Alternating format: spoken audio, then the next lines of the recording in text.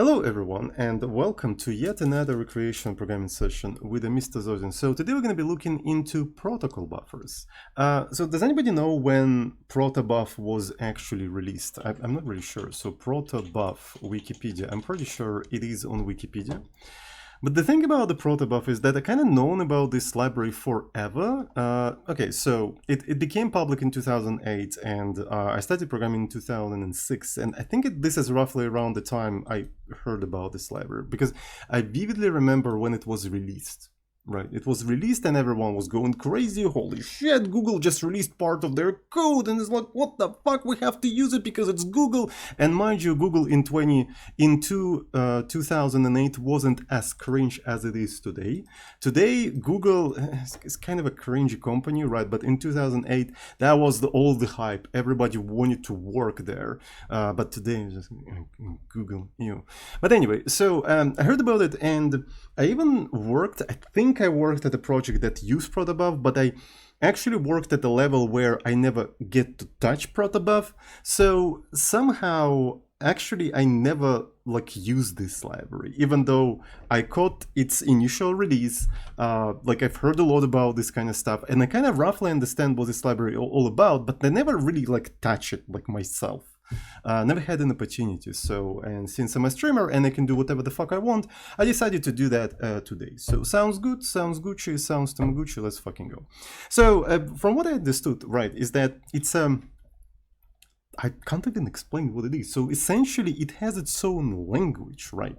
So here is the language apparently where you describe the schema of the data.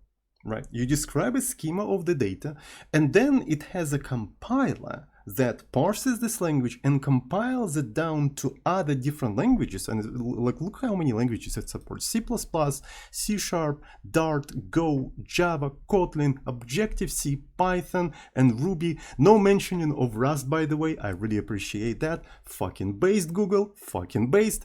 So even PHP. PHP mentioned, Rust wasn't mentioned, based.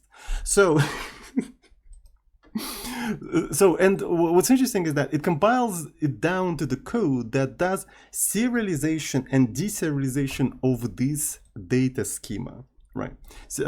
But then it supports different formats. So for what I understood, it originally supports binary format, right? So it allows you to basically take some sort of a structure and serialize it down to binary, and then deserialize it. So, and it's usually needed when you want to send some messages over the network, right? So you basically have a centralized description of the schema of the messages, right? So you compile that for the client, for the language your client is written in, and then you compile it for the server, for the language your server is written in, and now they can communicate with each other, right? So people also mentioning, I think, gRPC, right? It's gRPC, and I suppose it's basically remote protocol, remote procedure call based on protobufs, right? So is it based on protobuf? People were talking about it in the chat, so but don't quote me that it's based on protobuf. This is just something that I overheard.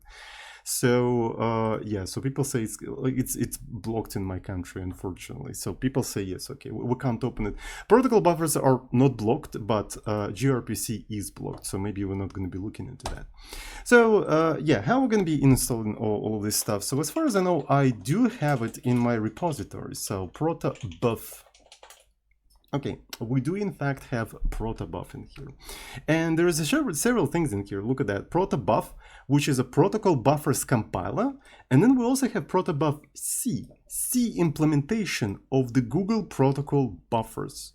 And also the devil version of Protobuf C implementation protocol buffer development files. And also there's development files for just Protobuf. What the fuck should we even install in here? I'm not quite sure. So one thing we can do, we can maybe take a look at the files that are provided by this specific package.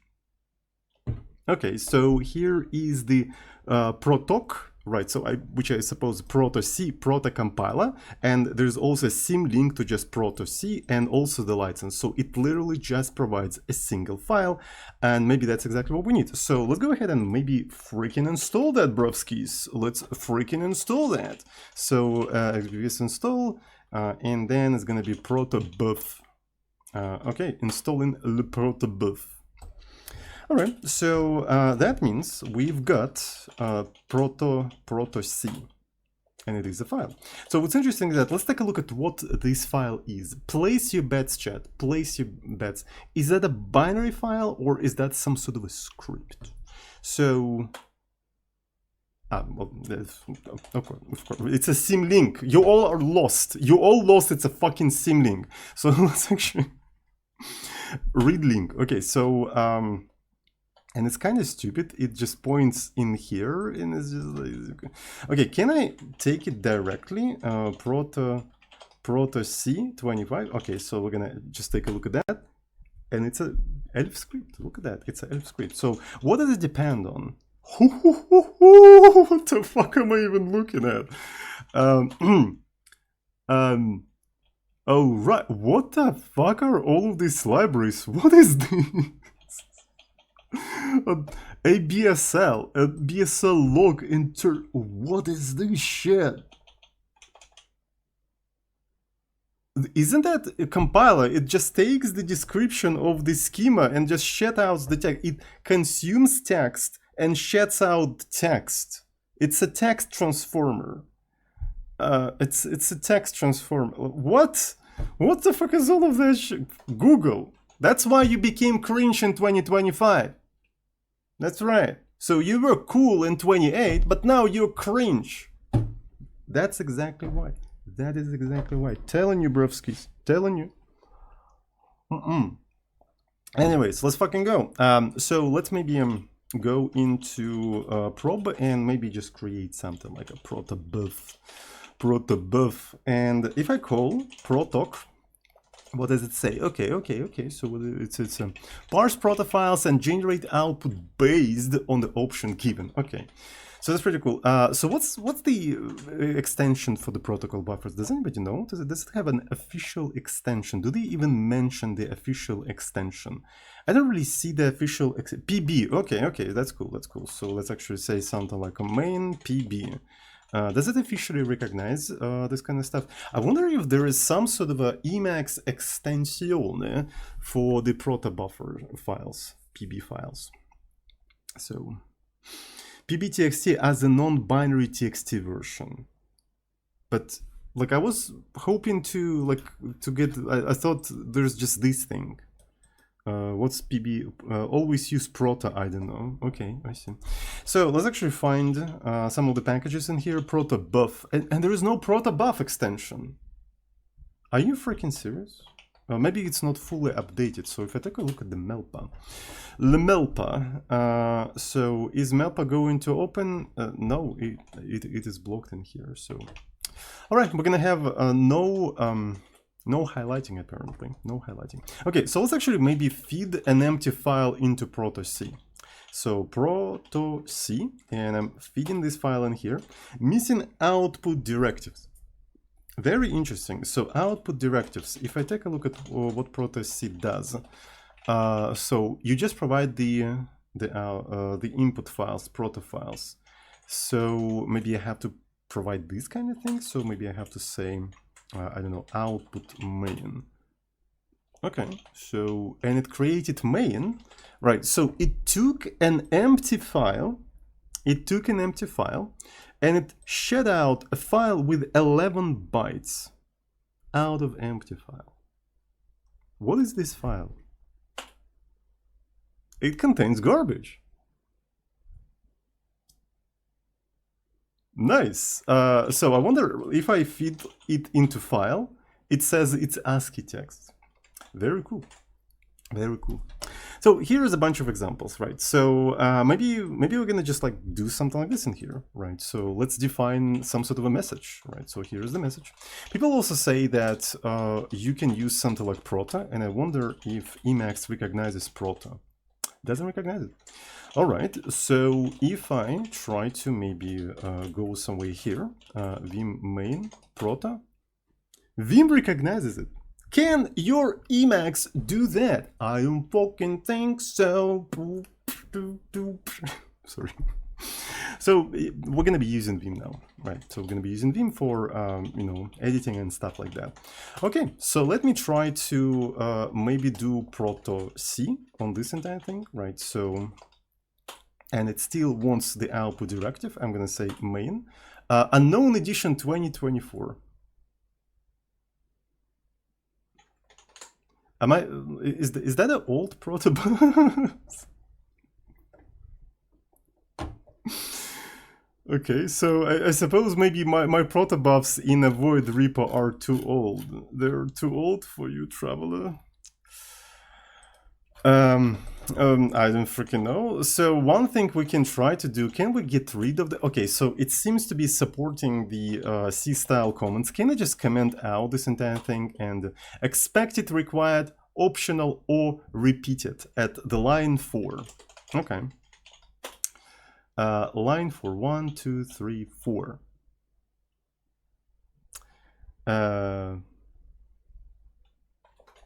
Very cool. Maybe, I don't even know. So 2023 language specification, right? So maybe that's what I have to use in here, or can I where can I install the latest thing at least? Like, is there some sort of a download? Okay, so here is a bunch of downloads. So latest version is on the release page. Okay, so maybe I should not use whatever comes with my Void and stuff like that. So let's actually download this entire thing. So we have Linux, and by the way, if I take a look at the version of the Protobuf that I installed in here, it's 25. And the latest one is 33, right? So that kind of makes sense. So the one that we probably need is x86-64, right? So might as well just like download this entire thing. Is it going to be downloaded? Is it downloading, bruvskis? I don't see it being down. There you go, it's being downloaded. Okay, so can I now take a look at my downloads? All right, so here are the downloads. It's kind of interesting that it has like backward incompatible editions and stuff like that, right? So that means you have to keep updating your protocol files and everything. So if I take a look at what's inside of this entire thing, so it's unzip. Let's actually do L. Okay, this one is interesting. Look at that. Look at that. Look at that. Look at that. So it's a proto. And it's actually very simple. Look at that. It's actually very simple, though it doesn't really create a folder when I unpack this entire thing. So I might as well maybe just go ahead and create that folder and just move all of that mess in here. We moved it in here. Let's do unzip. And it got unzipped. So, and there's only one file in here. So I'd like to take a look at the dependencies for this file. And it's not a dynamic executable. Interesting. Google ships actually static executables in here, and it's Void that makes that protocol thingy, proto-C, depend on all. So it's not Google being cringe. It is not Google being cringe. It's Void being cringe. What the fuck, Void developers? What the fuck is going on? Why no static executable? Why no static executable? Be like Google. Apologies to Google. I still think they're cringe, but they're not cringe for this specific reason. So, cheers, by the way. So let's actually fucking delete this Protobuf from Void. Fuck this scheiße. Fuck this scheiße. So XBPS, can I remove recursively this Protobuf? We're gonna be using whatever Google provides. Alright, so fuck this shit, bro. Fuck this shit. So if I do proto C, so it can't find it anymore. That's pretty cool. So can I now do bin proto C? This seems to be working. That's pretty cool. I'm gonna feed that into proto main. So the usual error message. And if I do something like this, it still says that, but we kind of modify this entire thing. So maybe now we have to provide this edition in here. Finally, it worked. I should have downloaded the official releases from the get-go, right? So why did the commutation not mention any of the version stuff chat is talking about? Because that's irrelevant, right? So because you're supposed to use the latest stuff in here. So anyways, so what did it do? It created main file and it actually added 2 bytes to my file. I have no idea what this file is supposed to do, and it seemed to be a binary file. right? So just translated the text file into binary file. Is that what you guys were talking about? Right, so this one is supposed to be pbtxt, and I just translated it into the binary version, but of the same thing. That's what it is. It's still a description, right, of the message, but it's just in a binary form. But what I want to do, I want to compile it down to some source code, to maybe C code, to Python code, or to Java code. It's your definition, but in Protobuf format, aka file descriptor. Okay, so in any case, we'll probably just need to read the documentation. So protocol buffers are a language neutral, platform neutral, extensible mechanism for serializing, structuring data. It's like JSON, except it's smaller, faster, and it generates native language bindings. You define how you want your data to be structured once, then you can use special generated source code to easily write and read your structured data to and from a variety of data streams using the variety of languages. Protocol buffers are a combination of the definition language created in .proto. Okay, so they're .proto files. The code that the proto compiler generates to interface with the data. Language-specific runtime. You need a language-specific runtime libraries. It doesn't even generate that. Okay. So it will shed out some code for your program, but on top of using that code, you also have to use a runtime library along with the code that shed it out. Holy bloat! But I mean, that's Google. That checks out, I suppose. The serialization format for data is written to a file or sent across a network connection and the serialized data. Okay, got it. So what problems do protocol buffer solves? The Google problems that nobody except Google has. Protocol buffers provide a serialization format for packets of typed structured data that are up to a few megabytes in size. The format is suitable for both ephemeral network traffic and long-term data storage. Ooh, data storage is also kind of interesting use case, yeah.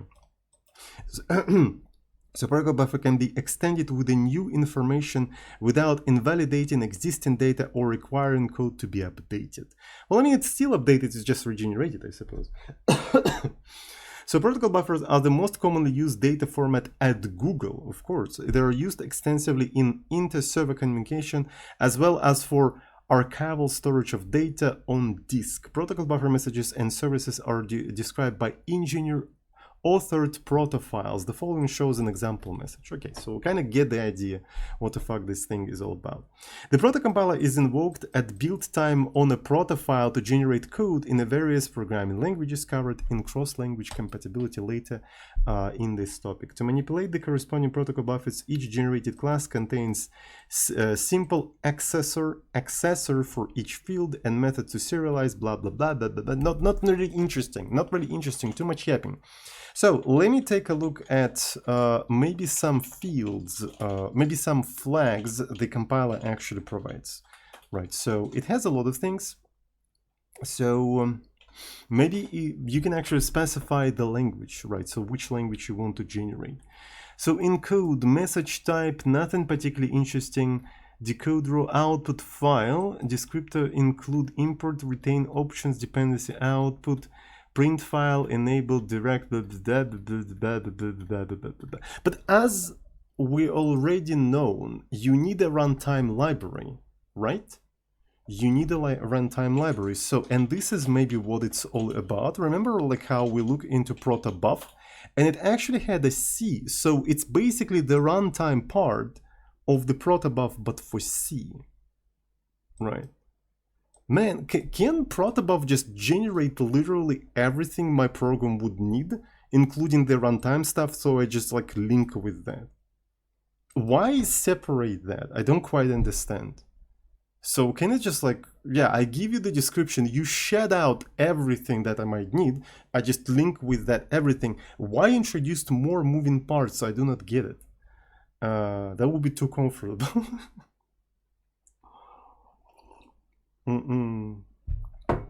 So CPP out, oh, here they are, here are the things. Generate C++ bindings, but Rust, but they didn't mention it in here, but anyway. Where is C though? So there's no C, only CPP.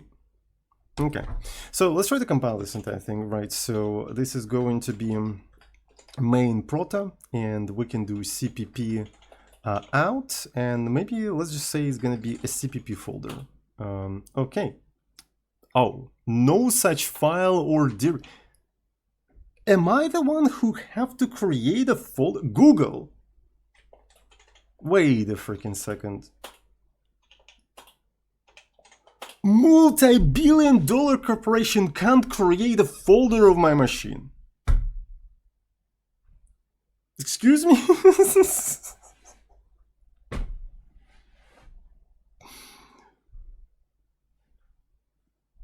What?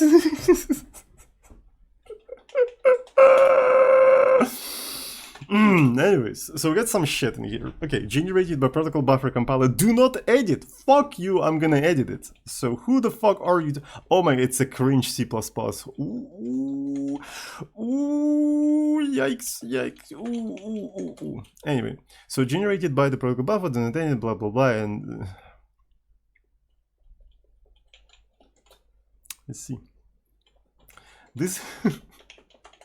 right. Honestly, if I needed to just serialize this message to like binary, I think doing that in C manually is just easier than dealing with all of this bloat that this thing shed out. But I mean, yeah, for such simple cases, it does make sense to do that manually, but I suppose this software is designed for scalability. Chat, it probably scales. Google scale. It's for Google scale. I wonder, like, can we just link with all of this shit?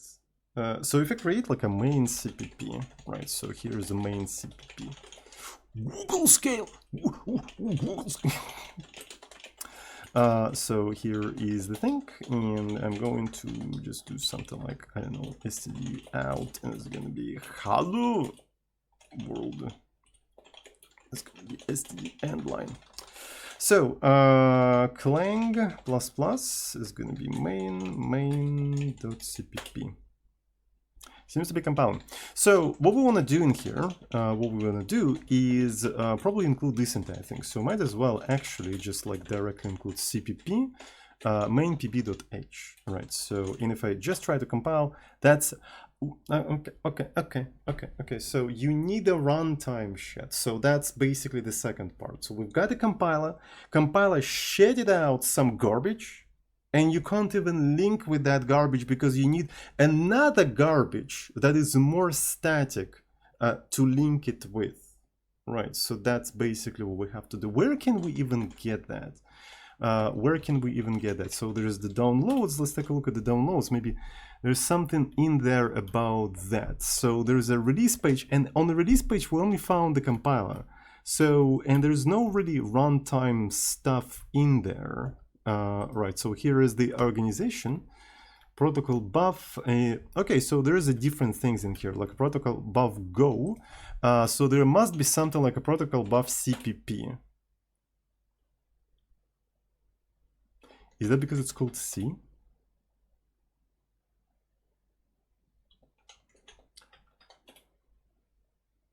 Wait a freaking second. No. I think it comes. It comes with, okay, so this is the default. Well, really? Yeah, there was a Google Protobuf compiler, but where it only has these proto files, but no C code. Right, so here is the binary thing. And do I have to compile all of these things myself too?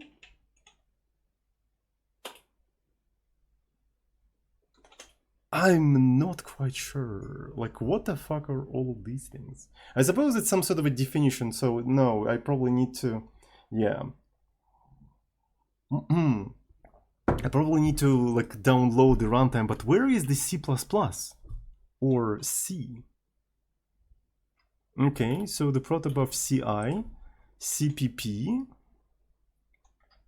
There's only Go, but it's supposed to also have... It's just protobuf.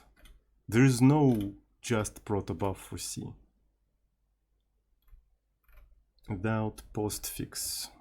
Dude, you are making me want to say words that will get me banned on Twitch towards you. So, all right, so cross-language compatibility. The same messages can be read. Okay, so... yeah, you're making me want to say words that will get me banned on Twitch, because we literally look into that and it doesn't contain what I want. So you're just wasting my time. And on top of that, you are a sub. I can't put a sub mod on, so you leave me only one option is to ban you. You need to install. Okay, fucking sub mod. All right. So compiler invocation cpp out. Okay, so there's a proto path. Okay, so maybe we need to read this guide. Exactly what CPP code and protocol buffer compiler generates for any given protocol implementation. Any differences between Proto 2 and Proto 3 and editions. Oh my god, holy fucking shit. There is not only several editions, but there is also Proto 2 and Proto 3. Fucking... so holy legacy compiler invocation. The protocol buffer compiler produces C++ output when invoked with cpp out compiler flag. The parameter to the cpp out option is the directory. We already figured it out, and you can't even create that directory yourself. Like, you force the user to create that directory. The compiler creates a header file and implementation for each proto file input.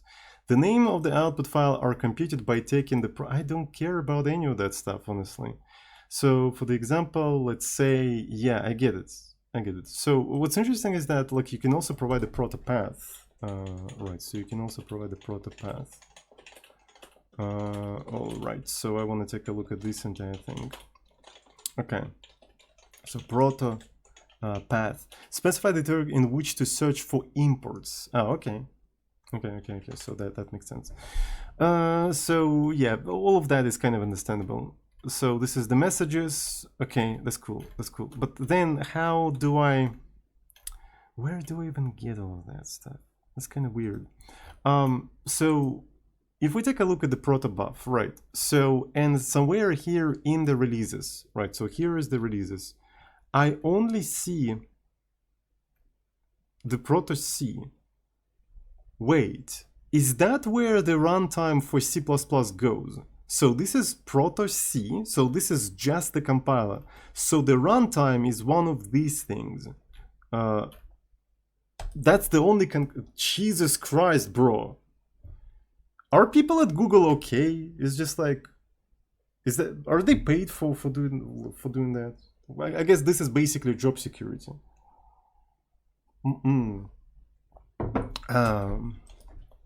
So anyways, that's so freaking stupid. Okay, so protobuf, here it is, and if I take a look at inside of this thing, it's the entirety of the source code, isn't it? It's literally just the entirety of the source code. But it kind of contains some of the things that might be needed in here, so maybe that's fine. And I suppose that's basically the runtimes for all of them, right? It's basically runtimes for all of them. So let's actually try to maybe, you know, so this one does have the folder. So, okay, so this is a proto C, the compiler. This is this thing, and it also contains the CMake, right? So it's, I suppose it's just like the entirety of this thing. Yeah, it's that. Google. I will never work at Google, like, holy shit. Like, just by looking at their open source stuff, it feels like such a mess of a company. I look at that, I don't want to work there, like, holy fuck. So anyways, so we get some source code in here, right? And if I try to build this entire thing, so this is the runtime stuff that they expect us to provide. So if I go into the protobuf, right, so maybe there is a CPP, so was the UPD base. So maybe we can try to search for this specific file within this thing, right? So find type file name. Is it possible? Here it is. So it's src protobuf. All right, all right, all right. So, which probably means that one of the things we can do when we build the whole thing, we can just say search for all of the includes in Protobuf. I wish Emacs would just, like, you know, do this kind of stuff. So src. All right. So it compiled, but now it outputs a different kind of error. So you need to have absl, and I do kind of remember how we downloaded the compiler from Void Repos, and it was depending on the DLL's absl, whatever the fuck it is. So do I have to download that separately as well? Bro, don't fucking tell me that this is a separate Google library that I also have to download separate.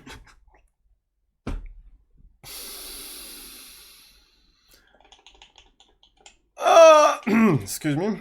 So package management, yeah. So, bro, I just want to generate a bunch of binary shit. Dependency hell, yeah. So it's like, I mean, so far I'm not trying to do anything complicated. So I have a very simple description of a message, right? So it's a structure with a string, integer, and another string.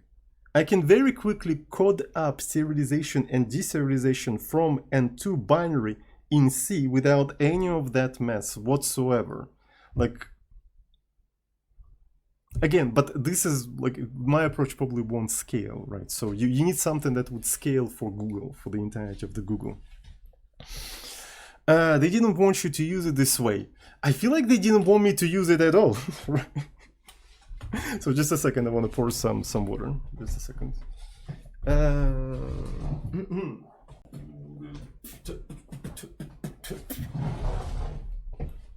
Stay hydrated, chat, exactly. Stay hydrated, stay degenerated. Okay. So I hope that this absl thingy comes with the Protobuf. So let's take a look at again, what does it say, right? So it's essentially, yeah, absl base optimization.h, blah, blah, blah, blah, blah, blah, blah, blah, blah, right?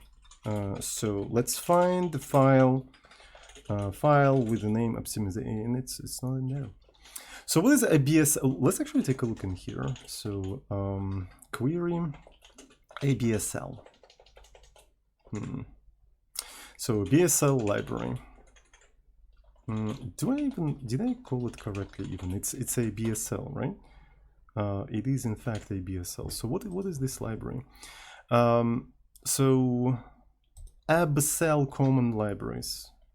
So is this also like a Google thing? Is that what it is? Why the header is called absl, but the library itself is called absl? So you've chosen Protobuf for our Go services. It was a huge mistake. Never again. Like, I mean, we're already 40 minutes in, and I already don't want to use Protobuf for my projects, honestly. Like, I can already feel the pain, right? So can anybody tell me, is absl, is this the thing that I'm thinking about, right? So this is absl. We can just go ahead and maybe download some of this stuff. What is this even libraries? What are they? What do they do? Common libraries. Is this like a utilities? Is this like a boost thing? Not really boost, but I mean, it's just like a, yeah, it's a collection of just utilities, nothing particularly special. So there is a BSL and ebsl dir. Where? In Protobuf? Just a second. So find d name absl. There is no absl in. Okay. So. All right. So this is okay. Let me download this thing. So this is the CPP. All right. Okay. And.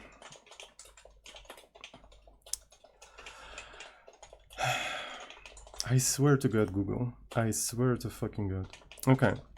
So let me try to do clang ++, right? So, and let's search for optimization.h, right? So here is the find type file name here it is. Here's the optimization.h. And I wonder if I have to build them though, right? So, or is the header only will be enough? kind of hard to tell, honestly. But anyways, so let's actually provide this kind of thing. So absl, like this, and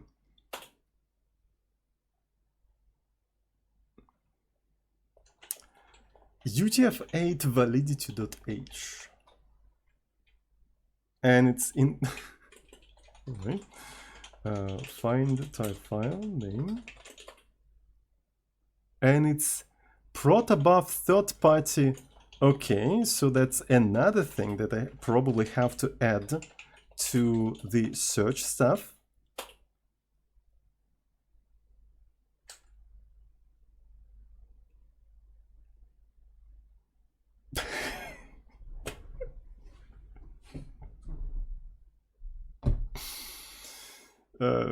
Built? Like, how am I supposed to use this entire thing? Like, otherwise, people, by the way, people say that I'm not supposed to use it like that. How the fuck am I supposed to use it? Like, if that's not the way, I don't understand. So people talking about something Bazel,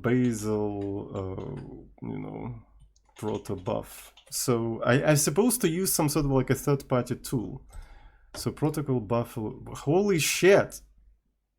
Web people infiltrated my C++. What the fuck is wrong with you?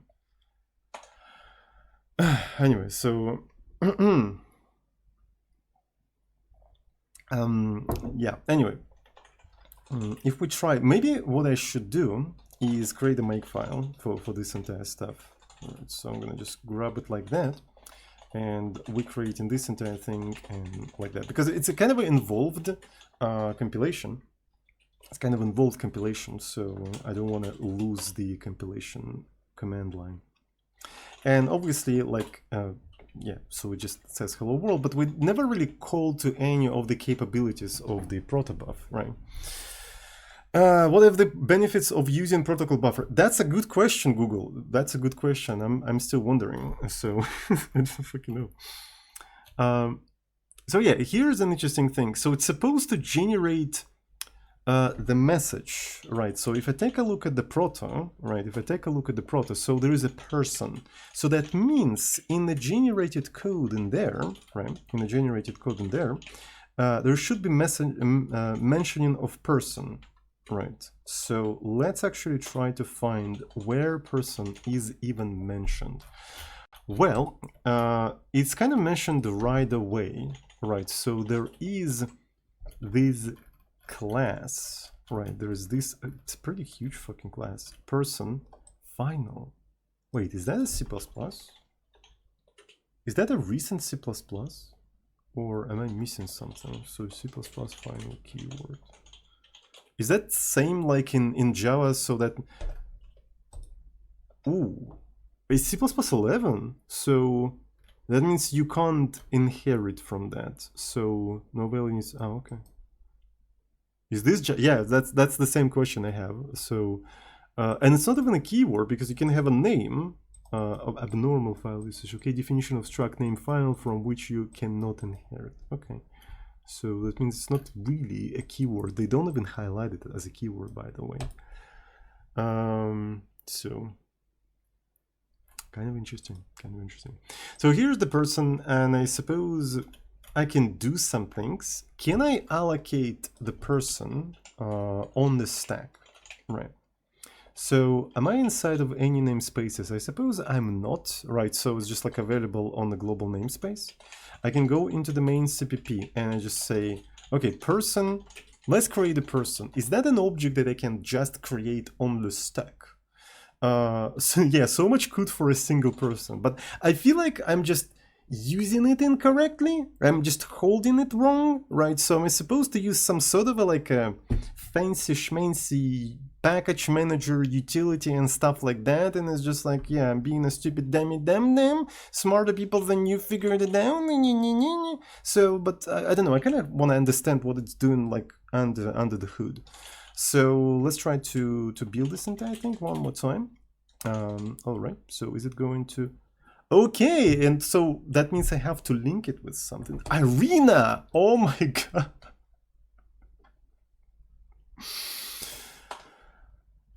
So yeah, we're starting to have linking error. which is fascinating in my opinion, right? So that means just because we managed to compile all of that stuff doesn't mean that we'll be able to even use it, because like all of these libraries, the Protobuf runtime, the like incel library, like how do you call this library? Absl, right? So incel library or whatever. Like we probably have to compile them first, right? So because we'll try to use something from them and the linker will complain. So that's basically what awaits us. Anyways, so what we have to do, we probably have to maybe first pre-build this thing. So it includes a lot of stuff in here, but all of that is Protobuf. Maybe we should build it separately. What do you guys think? Or we can just directly say, okay, build that into the thing. Yeah. So using it wrong equal exposes the bloat, using incorrectly bloat is, yeah, exactly.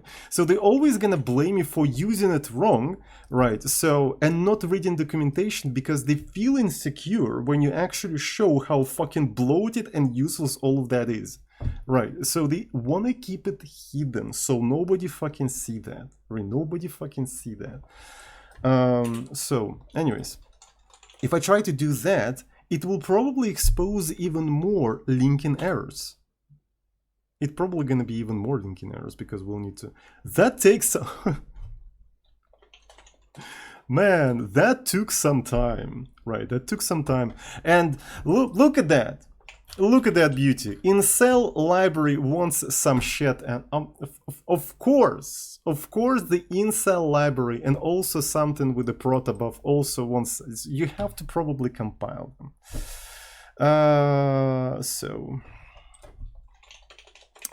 I wonder if we can I build all of this shit, right? So here's the CMake. Can I just like do build, right? And it's just like CMake. Let's go into the build, CMake like this, and doesn't look that bad. Like, what about building it from like? Well, I think we can build it. I think we can do it, Chad. So absl kind of reminds me of ATLW. Yeah. So it's one of those libraries. It's one of those libraries. So build bazel. So I supposed to use some sort of a bazel shit, like, but I don't freaking know. Do we even have it in here? So create. Bazel. Oh yeah, Google's build system. Fascinating, but unfortunately I can't open their official website. Right, so it's blocked for me. It's blocked for me. But anyways, is it difficult to use, by the way, chat? Is it difficult to use? So anyways, so we managed to build some stuff in here. Okay, so here's the library. So package config. Well, I mean, it's not really what I want. So here's the absl. So is there like a single library that I can link with? Is there just a single library? I don't really see anything. So there's this stuff. There's a log. Here are like different A files and whatnot, right? Different A files. But is there like a single one? You know what? Can we just maybe install it somewhere? Yeah, I've got an idea, chat. So in a cache, install prefix, here it is. So here is the install prefix. Can I set this install prefix to home opt, so absl, I hope I basically spell it correctly, like this. Can we do something like that? All right, and I'm gonna rebuild the whole thing. Okay, can I now install it there? Can I? Okay, so it's just doing some target stuff, blah, blah, blah, blah, and it installs some stuff. So I'm gonna go in here, absl cpp, there you go. See, here are the includes.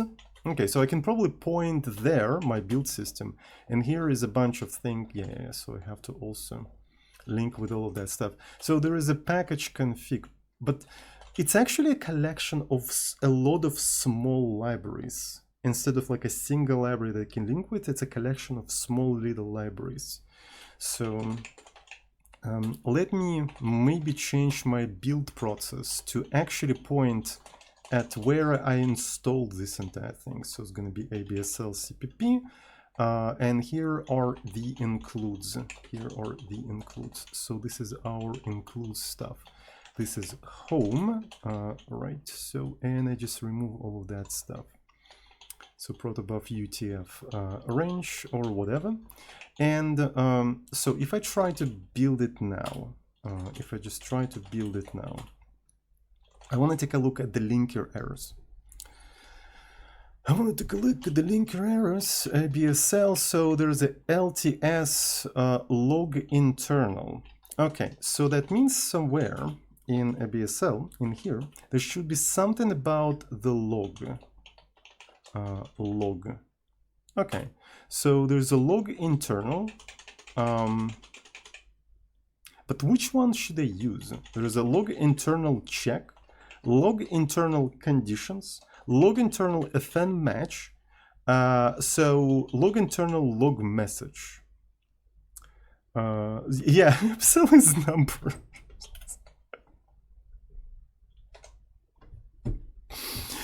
Man, I really start to understand why they created Bazel. They really don't want you to see all of that stuff. They really don't want you to see all of that stuff. But here, on the Todding channel, we're exposing all of that shit. We're exposing. It's so freaking bloated. Like, which one do I have to use? There's several internals in here. And in which one log message is located? Log message fatal. So format a message, look at that. So there is a log internal message. Okay, so let me maybe go here and I'm gonna say, okay, link with that stuff. Right, so it's gonna be this. But we also have to point the search for the library into this specific place. Right, so that's what we have to do. And it's gonna be lib64. It's gonna be lib64. Now, let's take a look what's gonna say. It's taking some time, by the way, but now it complains about, it doesn't complain about a BSL, now it complains about Protobuf. Okay, so I already spent almost an hour, including the pre-stream and stuff like that, on just getting the hello world compile. So let's actually set up the scope of today's session, right? Let's try to make this entire example compile the way I'm trying to do that without using Bazel or anything, continuously exposing all the little complexities they piled on onto this library. Right. So the scope of today's session, let's just keep pushing the way I'm pushing it, not giving into their magical tool that does everything for us. Let's just keep pushing. And the goal is going to be just make this entire example compile, because I want to see like the entirety of the thing. I don't want it to be hidden. I want to see everything. Right. So just like, look how much shit they put in there. Right. Nothing to hide in here. Google, come on. Well, what are you hiding? What are you hiding? We want to see all the little bloat you put in there. Right, because I already decided for myself that I'm not using this thing for my projects. Right, I'm definitely like 1 hour. I can already see that that's not for me. Maybe it's for some people, but that's not for me. But as a fun recreational activity, just keep pushing the way I'm pushing it. I think it is interesting.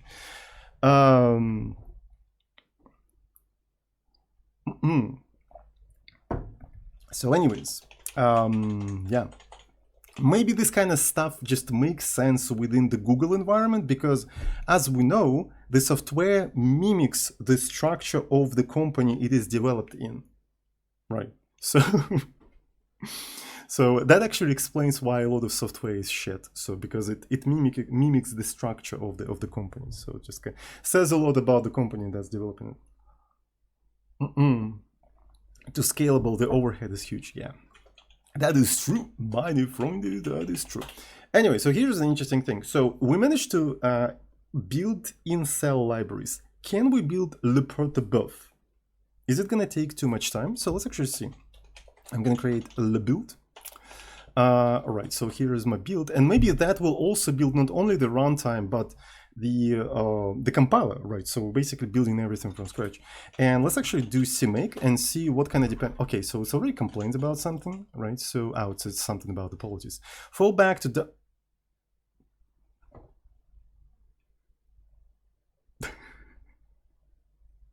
it downloaded its own app.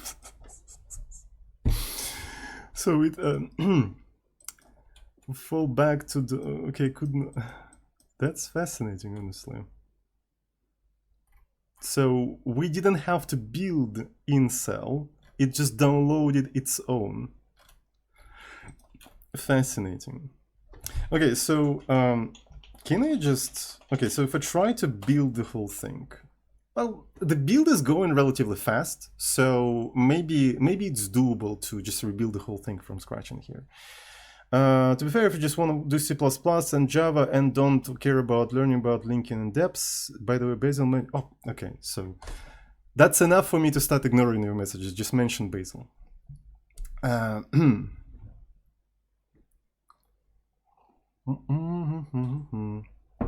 So let's actually, yeah, let's bring Luchat, subscribers off. So how are you guys doing? How are you guys doing? Do you use Protobuf at your work? Do you like it? Exposing insults.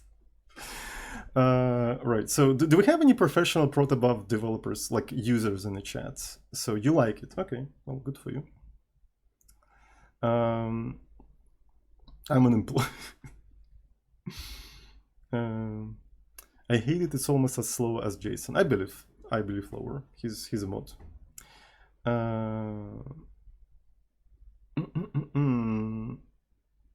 So Protobuf compile absl itself. Yeah, I already noticed. So we didn't really have to do that.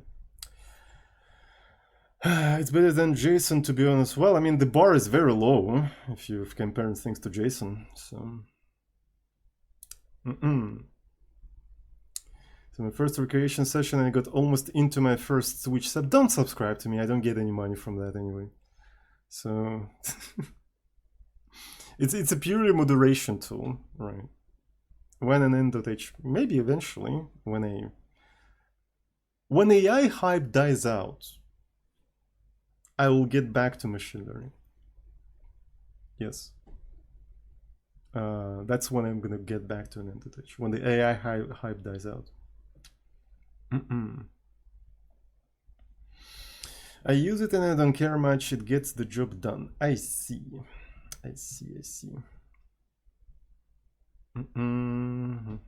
After the bubble pops, exactly. Using Protobuf developer. I mean, I'm pretty sure it is easy to use when you have everything set up and all of the complexities hidden away from you. Like, I'm pretty sure. Pretty sure it's just that.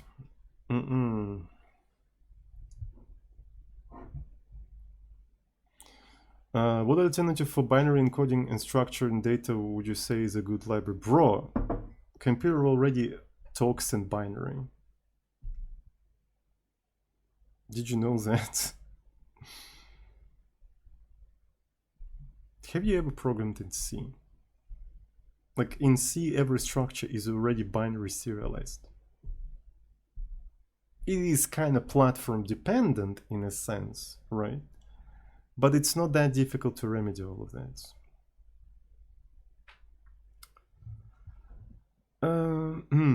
So 56% compilable rate, look at that.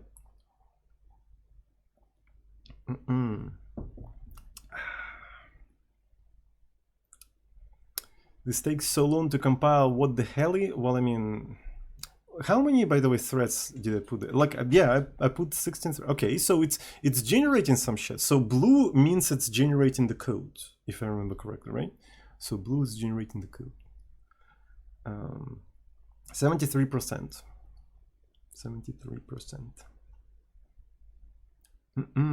So most modern language have some packed structures. Well, I mean, packing is not the only problem that you're going to be dealing with. Also, endianness, right? So, but majority of the modern machines, they're little endian anyway, so you can kind of just assume little endian.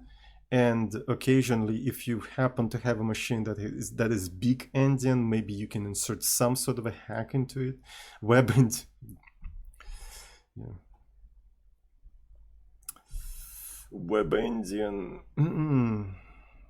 So,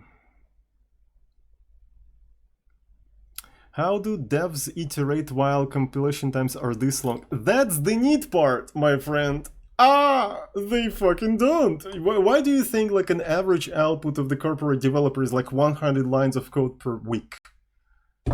Because they literally fucking don't. Nobody fucking works. Everyone's just drinking coffee and like nobody iterates. What are you even talking about, my friend? Iterating. Yeah, someone posts KCD comic. Yeah, exactly. Someone posts KCD. So I wish I could write 100 lines a week. Yeah, that's actually pretty productive in a corporate environment, to be fair. It's pretty productive. Next build is faster usually, right? That's why there are incremental builds and stuff like that. Yeah, so that's basically the XKCD we're talking about. The classic one. The classic one. My code is compiling. So that's literally what we're doing. We're just, yeah. We're just yapping. I'm role-playing as a tech yapper because my code's compiling. I have nothing else to do, so I'm just like, nah. So can't write any code yet. I'm just waiting for the compilation to finish.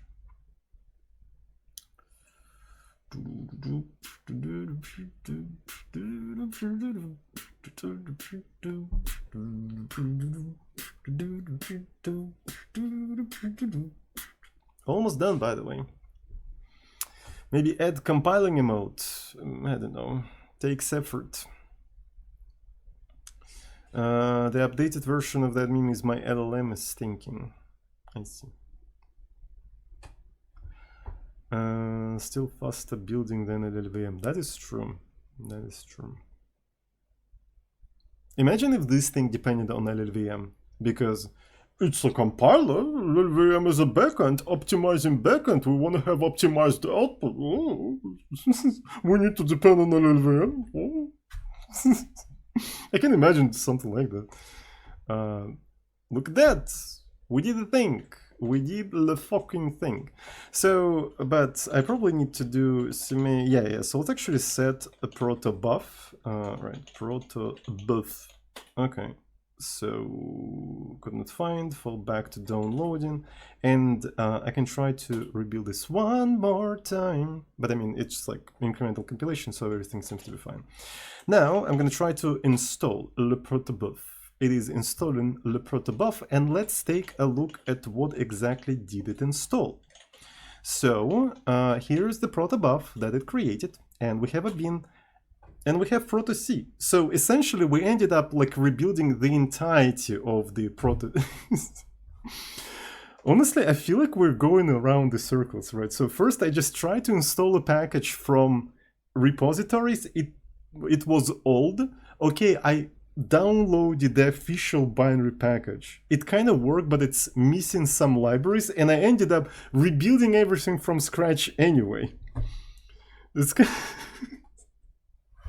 and I'm still at the square one, by the way. I'm still trying to compile the hello world, the message person, right? And obviously this is because I'm just holding it wrong because I didn't use Bazel or whatever, right? So I actually literally learned about the Bazel on today's stream. Never heard about this thing before, right? So it's just like, even I didn't heard about it even before this stream. I literally learned about this word on this stream.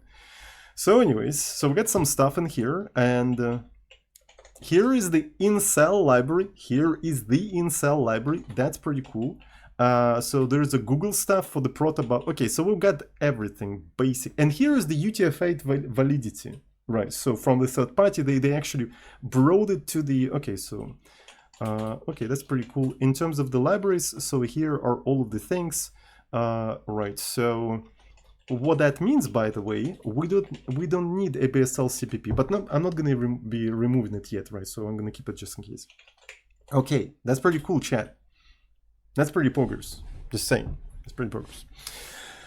Okay, so can I now, in my compilation stuff, in here, switch to something else? Maybe we can have something like CXX flags, right? So let's introduce CXX flags, and let's move all of these things into CXX flags. I think that's going to be pretty convenient. So here are the flags, and then this is the space. Okay, so maybe I should have actually put like a tab in here. So that's another one, and this is the tab, and that's another tab, right? So here are the things.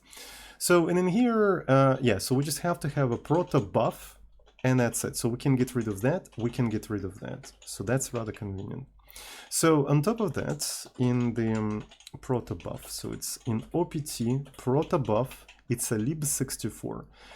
So here is the libs, and L, home, OPT Protobuf libs, lib64. And in here we also have the Protobuf light.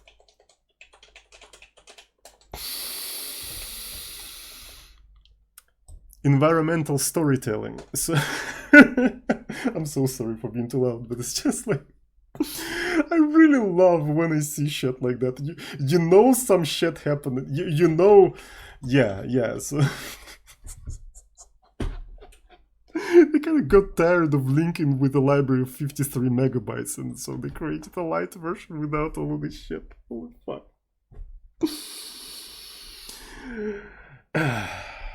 And that's why I don't use Bazel, because I want to see all of this. I just want to see all of this shit. Don't fucking hide that from me. Don't hide this kind of shit from Zozin. He wants to see everything. Anyways, so yeah. What do we have in here? And fucking light version. So this is gonna be libs. Environmental storytelling goes hard. Exactly. All right, let's try to build the whole thing, and it's gonna fail again with the linking, but it's hopefully it's gonna be the same. Yeah, right. So it complains about the same thing. So arena and stuff like that. So we need to link with one of the libraries, and honestly, we could have actually moved the library linking to libs variable as well, somewhere here, right? So lib64, and it is a Protobuf. And I suppose, do we link with the fat one or with the light one? Let's actually link with the fat one, right? 53 megabytes, and see for how long it links. So this one is going to be Protobuf, and this one is yeah. So it starts with the lib. All right. So if I try to now build the whole thing in here, so what is it going to do?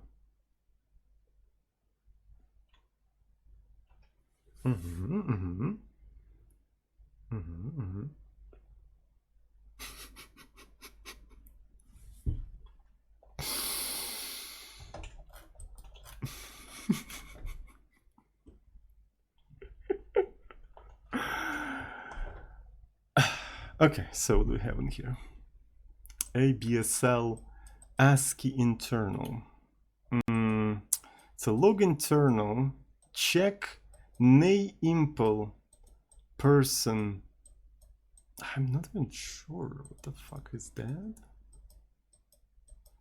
Well, yeah, so it can't really properly link with any of that stuff, but it's a person, so it is something with our code. So ASCII to upper. Is there, like, does absl has just link with everything? Is it even possible to just say, okay, link with everything? So ASCII, can you cheat with a PC file? Maybe I can cheat with a PC file. That's a good idea, honestly. There's also CMake, but I just don't want to. Oh my god, that is not going to help, because they have separate PC files for all of that stuff. All right, so ASCII to upper, right? So it talks about this thing, ASCII to upper. We can try to find this kind of stuff. So, so strings, of course, right? So strings, it is this thing. So it's inside of strings. That's the way we actually discover all of that stuff. Right? So L lib strings. Okay. Let's fucking go. All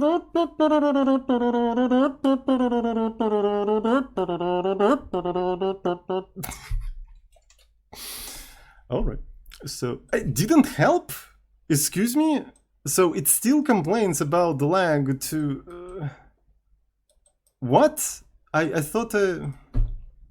Is, that's the warning. What? Which warning? I don't see. All right. So strings, maybe also strings internal, right? So maybe I should have linked with internal. Okay. So let's keep it like that. So why there is a separation between these things? I don't get it. But anyway.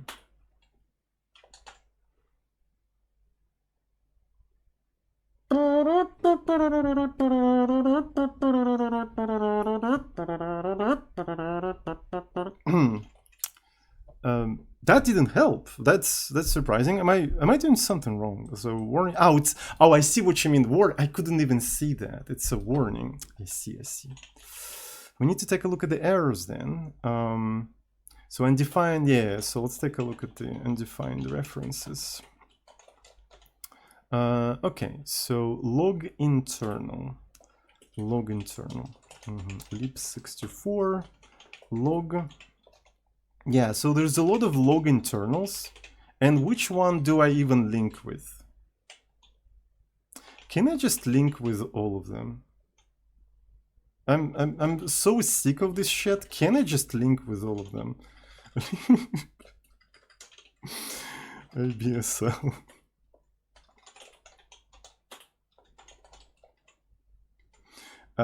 So, and I want to just maybe throw it through a cat. So,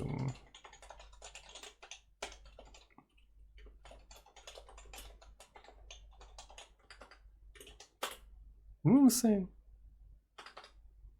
Like, I don't give a shit. Like, just I want this example to work.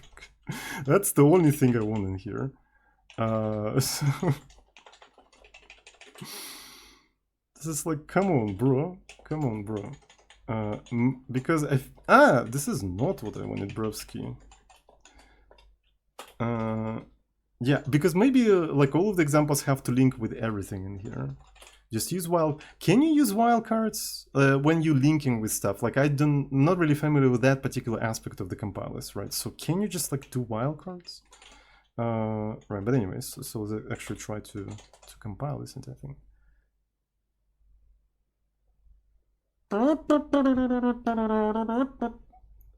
Okay, so the circle's actually shrinking, right? So the circle's actually shrinking, which is kind of cool.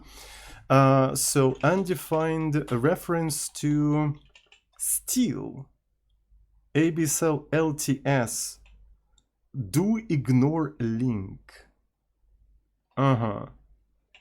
So that was not as So what did I say? Yeah. So I literally link with everything. Maybe I need to also link with these things or UDP, like, not quite sure. Do ignore, does it say do ignore memory link? Do ignore link, not memory link. So, okay, can we, just one more library to link, I can quit whenever. Bro, I wanna fucking die, holy shit. Okay. absl debugging. absl debugging. Yes, Google lets ignore leaks. Okay, so there's a debugging internal. That's pretty cool. Debugging, yes, I link with debugging internal, so I don't get it.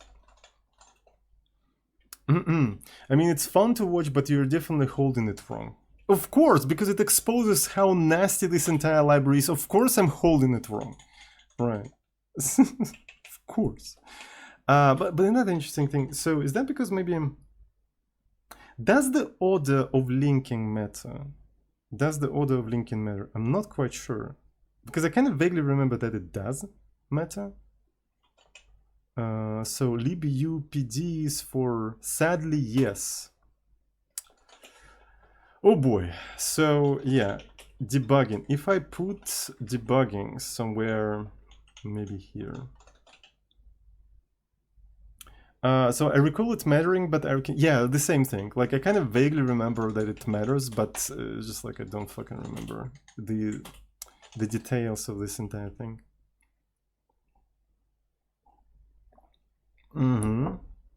Let's fucking go. So undefined reference, yeah. Can we just Google this entire thing? Can we just Google it? And maybe somebody knows what exactly. Why can't linker find absl references? That's a good question. I have the same question, my friends. I have the same question. Okay, so your hint helped me fix my problem. I had some other Conan-based initialization of proto-C on my machine that was preventing the following. Imported tag as a reference. Took me a day to finally realize that my path had... okay. That doesn't look particularly useful. Put last, then it finds it. Shuffle libraries until put last and... Okay, so... if I put it last... Right, so you tell me it will find it? Is that what you're telling me? I didn't think it will find it, honestly. I didn't think it will find it. Try regenerating the CP file with the proto C compiled. That's a good point, honestly. Yeah, that's actually a good point. So let's actually see if that latest one. So that means we don't need this thing, by the way. And we don't need this thing as well. All right, we don't need this thing. And yeah, I'm gonna also remove this one as well. All right. So OPT, Protobuf, bin, proto C. Cool. Yeah. So we provide the main proto and then cpp out. And does it create a cpp folder for me? Yeah, it doesn't create a cpp folder for me.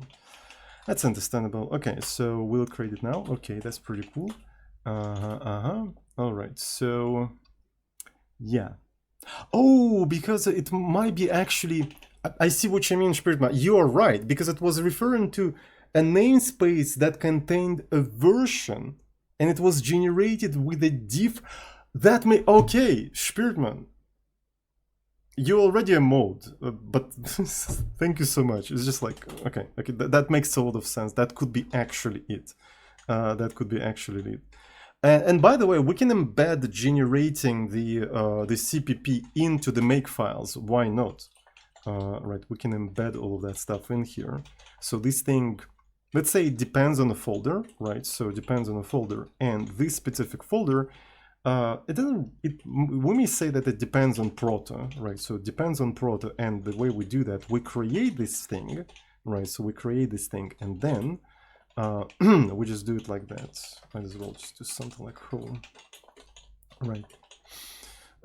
So yeah, that seems to be right. And then at any point I can just do something like this. It regenerates it, and hopefully maybe it will probably still fail, right? So but let's see.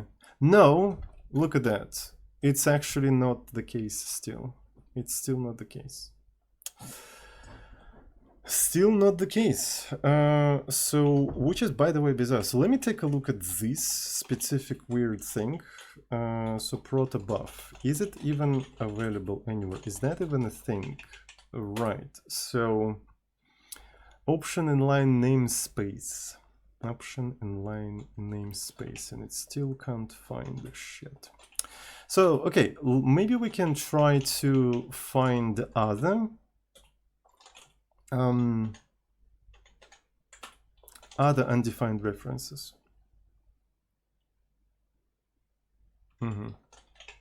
So this is one undefined reference, another one. It still refers to this LTS thing. Yeah. So where is that LTS thing is coming from? It's all this LTS. Huh. Because you should link to absl compiled with Protobuf if you install it too with submod. All right.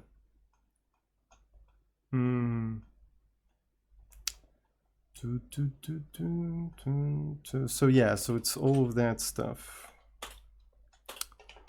Yeah, maybe I wonder. So this is a protobuf, we do that. Let's actually try to maybe also link with the rest of these things. Maybe this is where those things are defined. So this is going to be that, and let's remove that, and let's remove these things.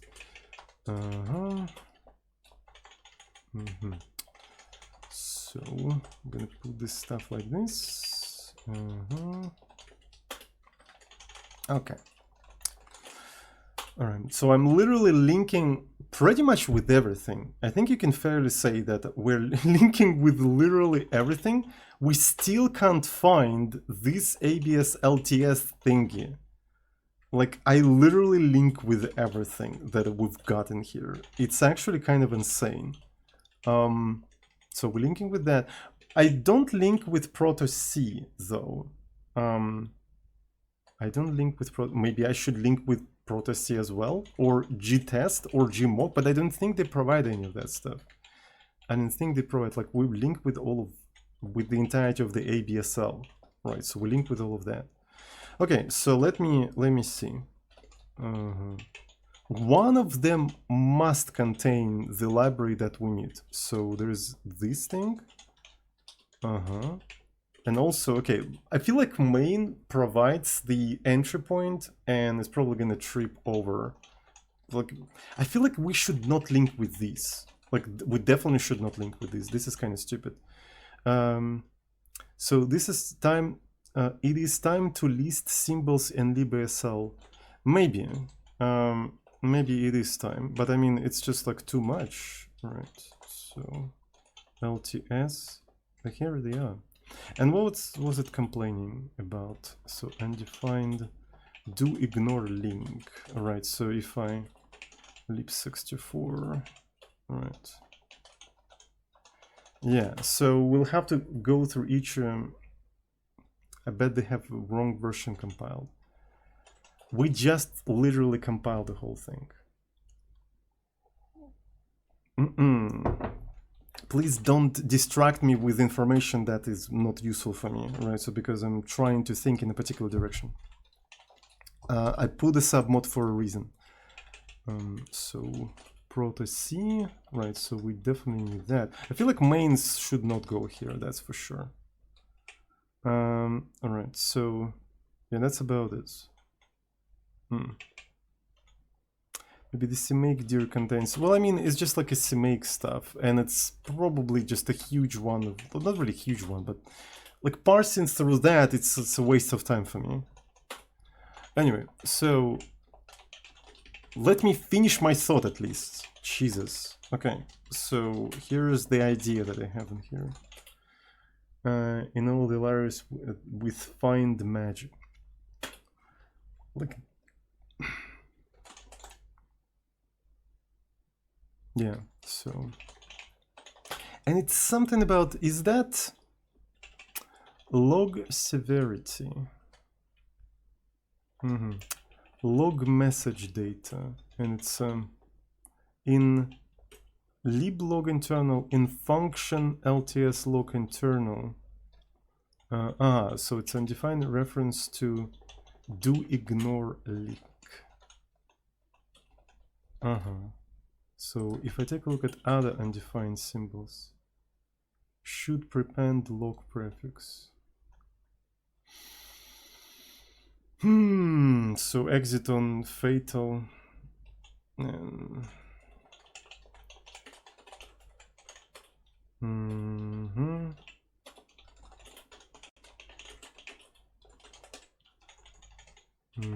So here is that. It's just missing. All of that is just missing. So it's a globals in internals, and it's like we're linking all of the internal libraries and stuff. So just guessing at this point, maybe Protobuf should go first, or maybe Protobuf Lite will save the day. I don't fucking know. What's interesting is that maybe we're linking with some of the ABSL libraries that we actually don't need, but they pull something that doesn't exist. Think about it. So I was trying to slowly introduce the libraries, but then I got tired and I just link with everything.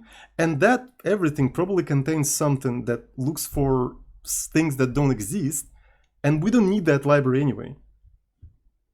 You're linking with internal libraries there. So you think internal libraries should not be linked against. Is that what you're saying? Right, are you sure?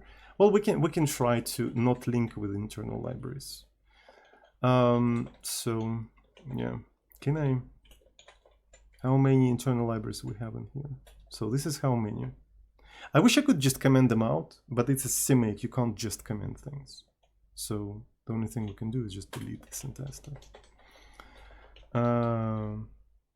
This is a large library tower. I don't know what you expected. I mean, did you watch the stream or what? All right. Undefined. No, the same shit. So I don't know. I feel like maybe what we have to do. Oh, there's a lot of like internal these things. All right. So also there's something about Rust. Decode Rust panic code. Internal. Okay. So yeah. So there's a lot of these internals like this. We can remove that. I hope I didn't fuck it up. Demangle Rust. Yeah, Demangle Rust.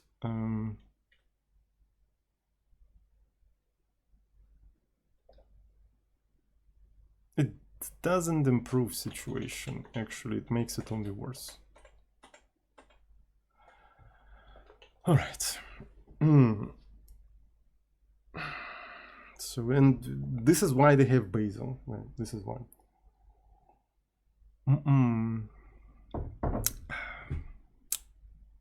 Let's make a break. I don't fucking know. I need a cup of tea. I need a cup of tea in here. So let's make a break. So how's it going, everyone? Oh, everyone is in sub mode. So what's the plan? Like, what do we even do? Steeping tea. Yeah, steeping tea. How do we even approach the whole problem? So one thing we can do is just try to maybe write a CMake script. So we need to even pick a direction where to move from now on, because the direction is not even clear. The direction is not even clear. More libraries, more libraries. Couple of ideas, some build flags, or as you mentioned, some libs that bring symbols needed for some program, but well, that doesn't give me direction. Try third-party libs. What the fuck is that? Are you linking with the self-build? You're not saying anything useful. I'm linking with the protocol buffers. What are you even saying? Jesus Christ, you're spamming the same shit over and over again. I put the sub mod on. Undefined reference, okay. So what's the solution? This signals that our dependency isn't being... Okay, cool. What's the solution? Solution, where's solution? Let's see.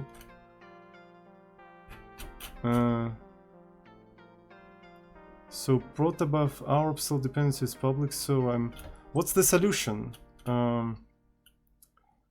Is this library private?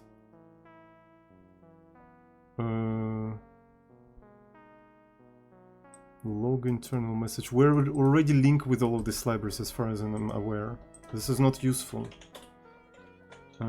Check OP. There we go, that's one. Message. We're linking with all of that stuff. What are you even talking about? Yes, we're linking with literally everything. We're linking with everything. Everything. You don't get it.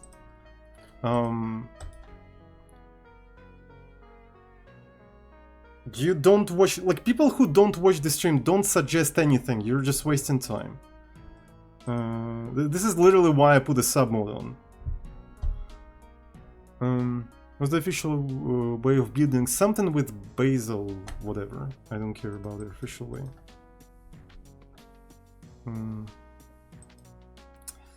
As far as I know, the order of linking also matters. Yeah, I think so. But I mean, what's the order in this case? Because there's so many of them. Like, how do we know the order? Some read-only warnings on top.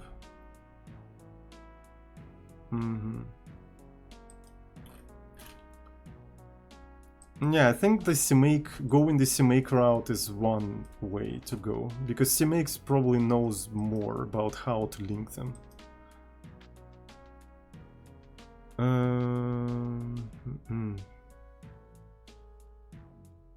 Linker wants some topological sorted ordering or something, sometimes you have to specify libraries twice for it to work. Can I... This is kind of crazy, but what if I literally take this entire mess and copy paste it twice? So if I can link twice the library, can I just like literally just paste it twice? So maybe it will. I'm actually curious, chat. I'm sorry, but I'm gonna do that off screen, and let's just try to build the whole thing.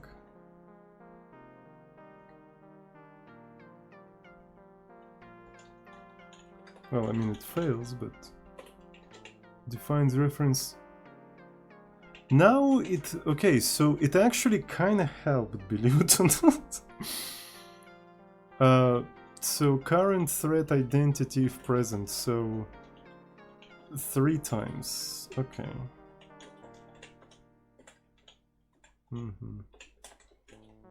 One more time. So this is absl base. Alright. So.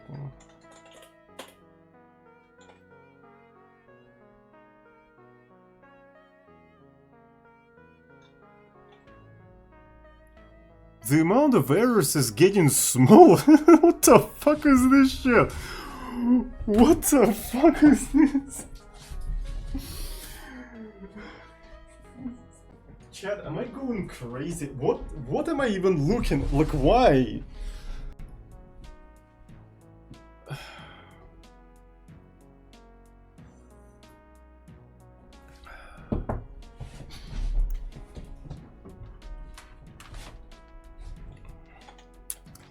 Eggs fucking accuse me.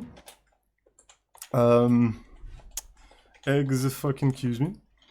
Can I paste it the 4th time?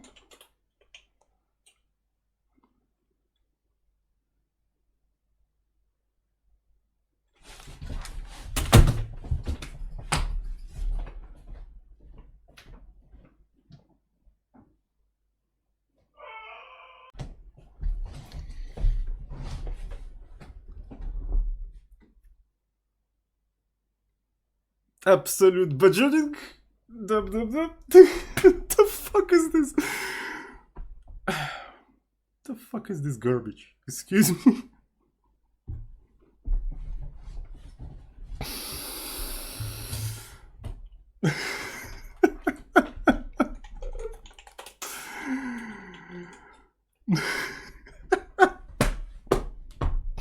I guess I just learned a new trick. This is actually a very powerful trick, chat. This is insanely powerful trick. When you're not sure about the order of the libraries, you can just keep copy-pasting them and it kind of resolved itself. Linking flags will continue until compilation improves. Man, this is garbage. Holy fuck. I suppose, like, you're supposed to use one of these fancy build tools, right? They're Bazel, or maybe you're supposed to use their CMake, scripts that know the correct order. But if you don't know the correct order, which raises the question, why the fuck the linker doesn't put them in the correct order, right? So it has all of the information. Can it build a graph and topologically sort it and then start linking in topological sorted order? Can it just do it itself? Do the developers of linkers even know how to code a topological sort? It's in a CLRS, Introduction to Algorithms, Corman. So it's literally there. There's a section dedicated to topological sorting. You can just implement it. I don't get it. But I guess if you can't do that, you can just copy paste it several times. Okay, that's pretty cool. So we managed to compile this simple example, which just allocates a single object on the stack. No need for sort, just use start group and end group to make the linker scan the libraries repeatedly. I've never heard about it. This is actually, we're learning things. Holy shit, I'm so happy about today's stream. I'm learning things. So wait a second. So linker, start group, end group. And what's interesting is that I remember about start group and end group from Jai. Right. So in Jai, because remember, like let's actually write a hello world in Jai. So basic. Actually, I think John recently released a new version. I haven't downloaded it yet. So this is a hello world. And if you try to compile this entire thing, Jai, what Jai does, it actually outputs a linker command line. Right. So it does the compilation and it outputs the linker. And yeah, it has a start group. Right. So start group and end group. And it only puts like a libc in here. It doesn't really put anything particularly interesting in here. Look at that. So, all right, anyway. So linker, start group, end group. I never, like, I don't remember. What are they? What exactly do they do? So what's the purpose? It is for resolving circular dependencies between several, okay, listed between, so this achieves or archives. The archives should be a list of archive files. They should be either explicit file names or if the specified archives are searched repeatedly until no new undefined. Oh my God. Thank you, whoever suggested that. I really appreciate you. Why I never knew about this? I guess I never really had to work with something super complicated. That's the downsides of working with simple C libraries. You never get to the point where you need this kind of features. Right. I guess. So I guess I was lucky the entire time. It's interesting how it took a library published by Google for me to discover this kind of shit. Isn't it interesting? Fuck off, Google. We're talking about you, Google, by the way. The Google heard that we talk about it. Google heard and just, oh, here I am, here I'm Google. Oh, fuck you, Google. Get your pop-up out of the way. Fuck you. Anyways, so can we just try that? So yeah, where all of that ends. So here is the base, and here is another base. So if I remove all of that stuff. Right, so if I remove all of that stuff, it's going to do this circus compilation, right? So we'll probably have to do something like this. Let's go. Fuck Google. Well, I mean, not only Google, fuck all of the big tech. Literally cancer on the ass of humanity. It's the companies that took everyone hostage, right? So we can't even stop using their products, right? There's no alternatives. They're literally holding the entire of humanity hostage, right? So they are the ones that perpetuating the digital fascism, right? So fuck all of them, honestly, fuck all of them. So yeah, and what we have to do this trick, right? And yeah, let's actually see. So do we use this thing? Let's try this thing. And something like that. All right, so is it going to, all right, so we probably have to do the start group, end group. Start group, right, so this is start group and this is the end group. All right. This is because we have to pass it to the linker, and to pass it to the linker we have to do something like this, right? So it's going to be WL. All right.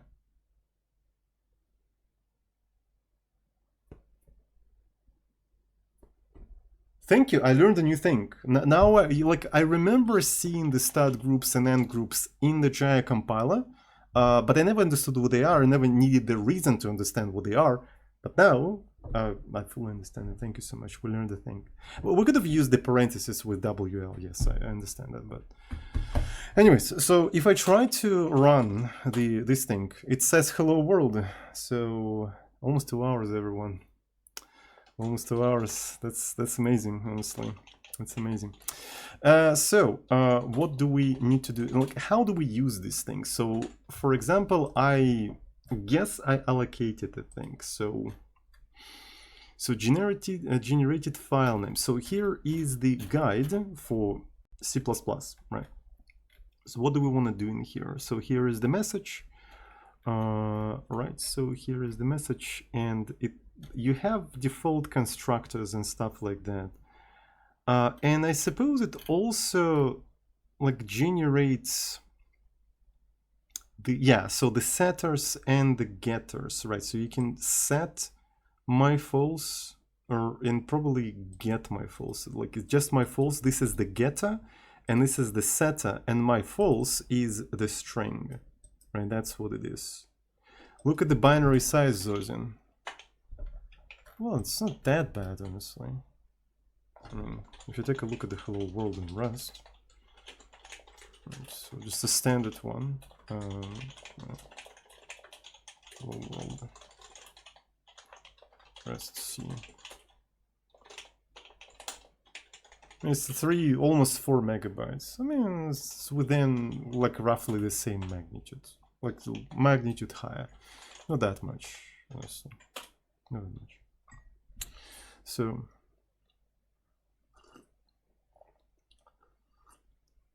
it's funny how the LD creators didn't bother implementing topological sorting and just did brute force. Maybe it ends up faster anyway. I don't fucking know.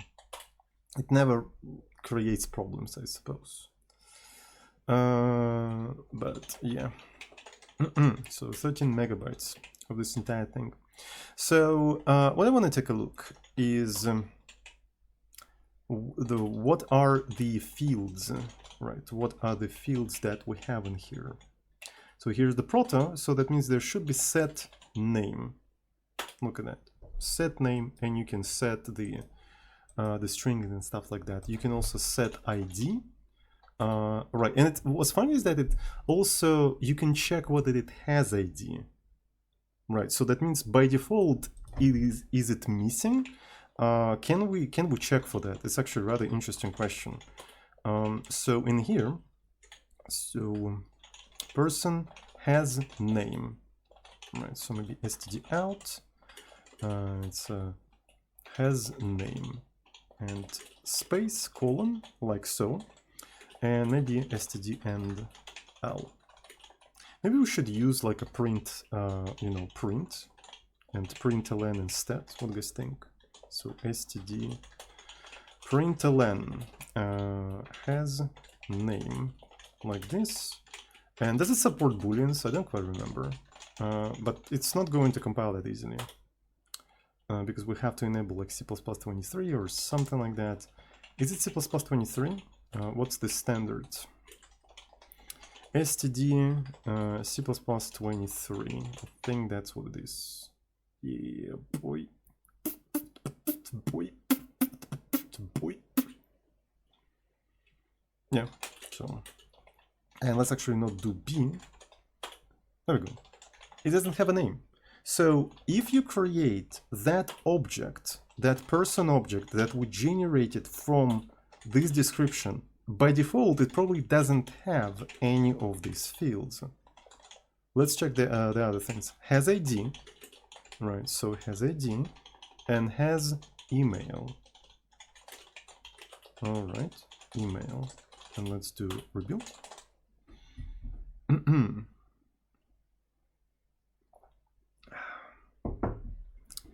Notice how much time it takes to fucking link all of that. Yeah, so it doesn't have any of these things. That's fascinating. So now, if I set the name to Lama, it's probably going to tell that it has a name but doesn't have the rest of the things. So in Protobuf, all the fields are optional for some reason. Noted. Okay, so yeah, so it has that and it doesn't have those things. Fascinating, fascinating. I really like that. So what else can we do? How can I now serialize that? That's a real question. There's a lot of garbage in here. I'm not quite sure. Like I want to get the binary representation of the person. So visitor, oh my god. Oh, all right, so here is the message. Here is the message, and it's probably one of the fields of this message thing. It's probably one of those. Yep, let's give it a try maybe. So serialize to string. Are you sure about that? Serialize to, yeah, it's probably part of the message though. So let me see. Protobuf include right, so serialize to string. You were right. Look at that. That's amazing. It's part of the message. Okay. So the way you do that, you have a data and it's a string. Create a message and serial. Ooh, okay. All right. So documentation is actually kind of nice in here. So this is the protobuf message, and yeah. So it's pretty cool. It's pretty cool. 2008. It's a very old file. It's a very old file. But anyway, so I want to do. Okay, so let's actually say std string data. I probably have to include the string, but maybe it's included somewhere here as well. By the way, we probably can just include this, right? And then in makefile, we can say just use cpp as the include. I think that's one thing we can do in here. All right, so, and what I'm doing is person serialize to string. So I provide the data, and let's try to print that string. How is it going to look like? Is it going to contain garbage? That's a very interesting question. All right, let's fucking go. All right.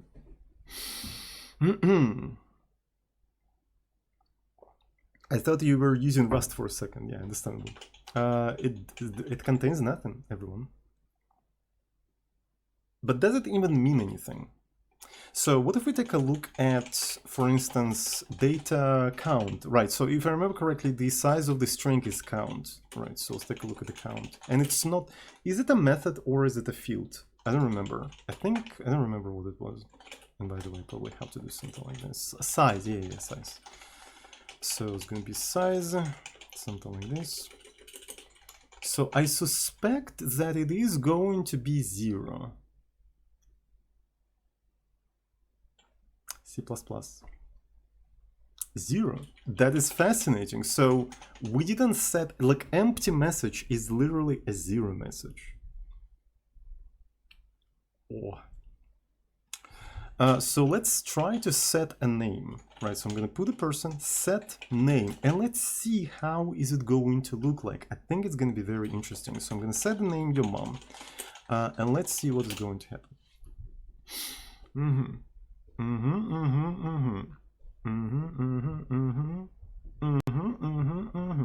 7, and look at that, we got E. That's very interesting. So if you take a look at the size of your mom, it's 5 characters, and then you have 6, and there's another one somewhere, 7. Fascinating. So you know what I want to do? I want to actually maybe print the codes of them. Is it possible in C++ to iterate characters of a string, like something like this, right? Data, and just print them separately. New line maybe, but I mean, no, there's no new line in here though. So yeah, let's give it a try. So this is going to be something like C, and I want it to be like literally an integer, right? So I'm explicitly casting it to integer just in case.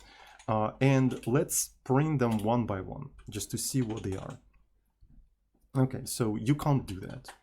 So type specifier required for the, oh, it has to be like an auto or whatever. So data +1, maybe it is data +1, but I mean, it's not capacity, it's actual size. All right, so we got something interesting in here. So here is 1015, not 15, 10.5. So your mom, if you think about it, this is the 5. I suspect that 10 is something like the beginning of the message, right? 10 is like a marker at the beginning of the message. So then 5 is the length of the message, and here is the message itself. So you can see this is M, probably, this is O, M, and this is your. 10 is the tag of your field. Aha, that's very interesting. It's the tag of your field. Fascinating. So another interesting thing we can do in here. So can we have C type? In this case, it has to be CC type, right? So if I think it's something like isPrint. If C is printable, we probably want to do something like this. So it's going to be that, and we're going to just print it as a character. But I suppose it's already kind of recognized as a character. Otherwise, we're printing only the integer version. So I just want to be able to see if some of them are printable.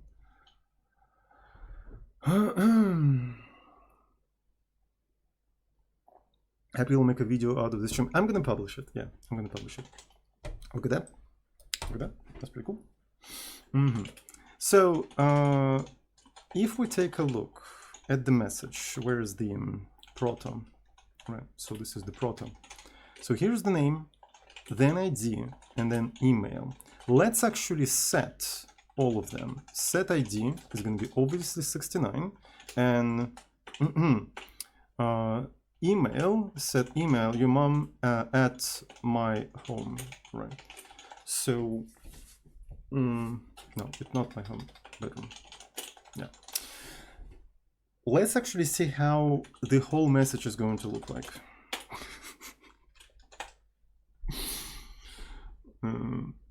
Yeah, let's actually see. I'm a serious software developer, but okay. So here is. So you tell me that this is a tag of the field. All right. So this is the tag of the field. Then 5 is the amount, the size of the message. Okay, so that makes sense. Then I suppose. This is the tag of the ID field, and it is E. But E is ASCII, has ASCII code 69, so it checks out. So we just recognize this, as an ASCII code. All right, so we could have just done something like 69 for 20, and this one is actually rather interesting, I think. Right, so that means this specific integer field will be probably split into bytes. Right, so let's actually see how it's going to be split. I'm really curious how is it going to be split. I wish it compiled a little bit faster, but it's C++, it's too much to ask from it. Right. Okay, so here is your mom, and it goes into negative, by the way. That is fascinating. That is fascinating.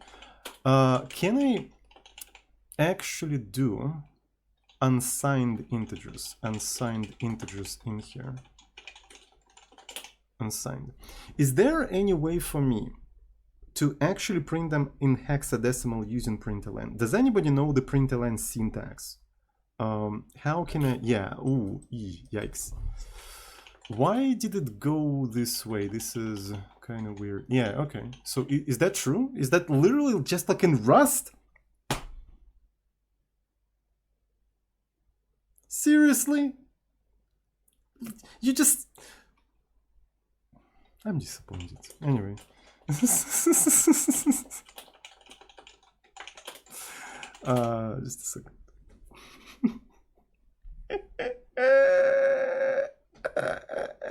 And Rust stole that from Python apparently, but anyway.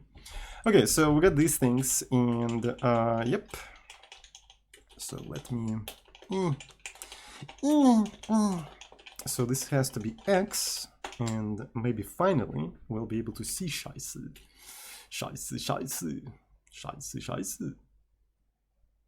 All right, that's pretty cool. I also want to zero pad it. How do? Okay, so you guys already kind of provided, so I can do it like this is Rust. I need C, bro. All right, so can I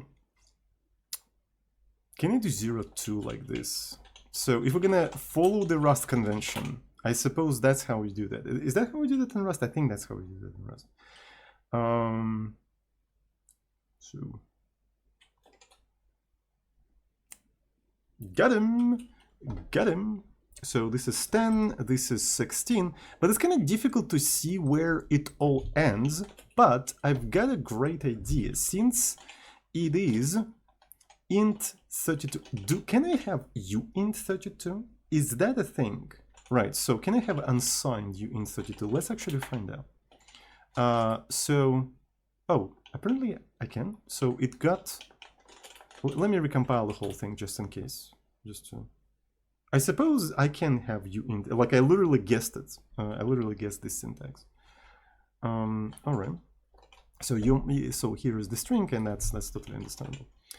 So anyways, and it says that it's 15. Is it really 15? It is in fact 15.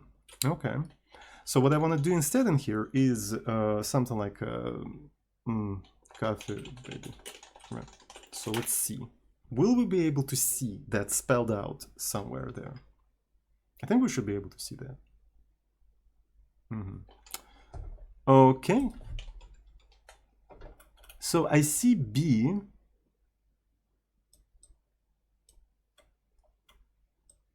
Aha.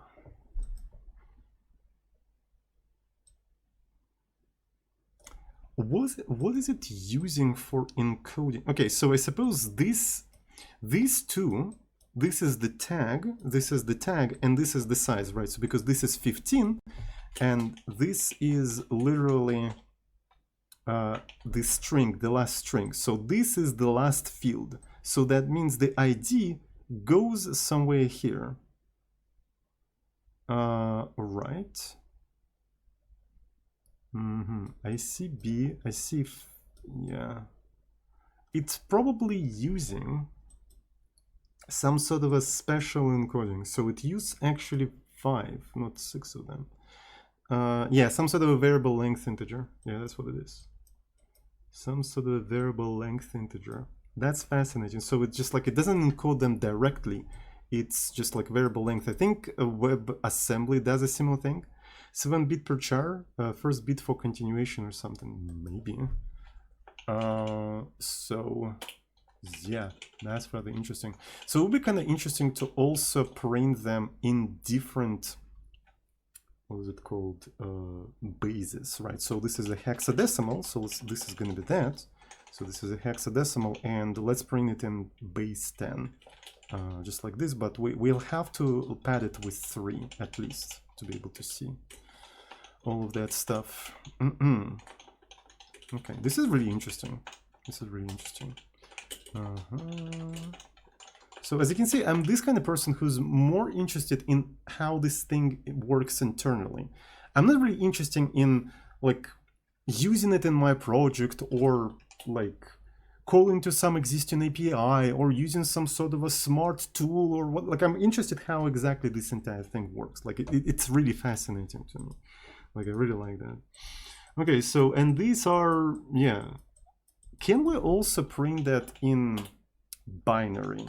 Is that something we can do? Does it have something like, let's say B, right? So there is an X, but is there something like B? You know what I'm saying? There should be something like B in my opinion. B. B. B.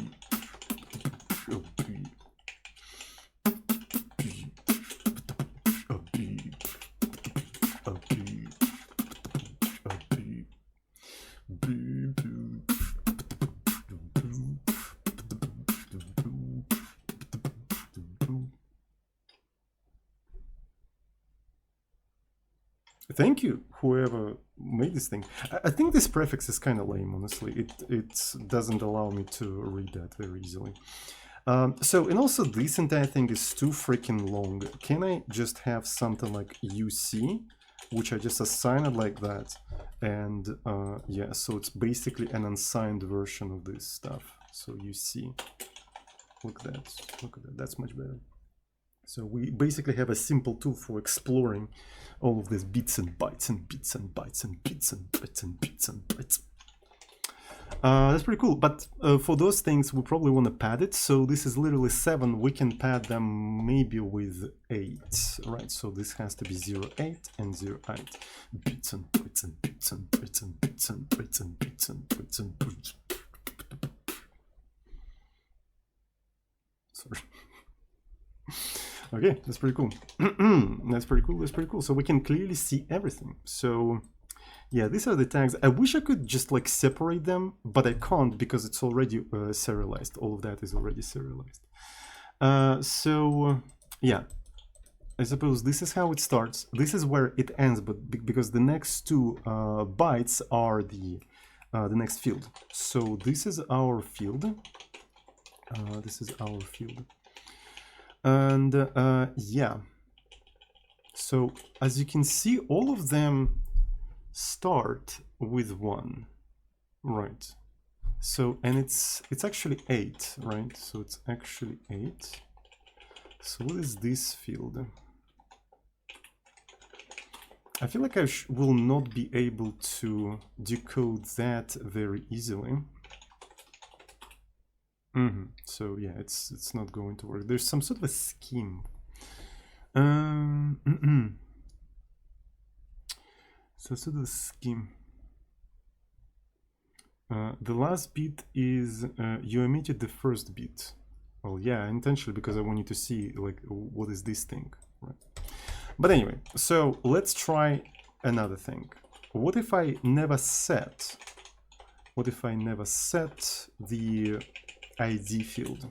What if I never set ID field? So let's save the output in here, right? Let's save the output in here. And in here, we're not setting the ID.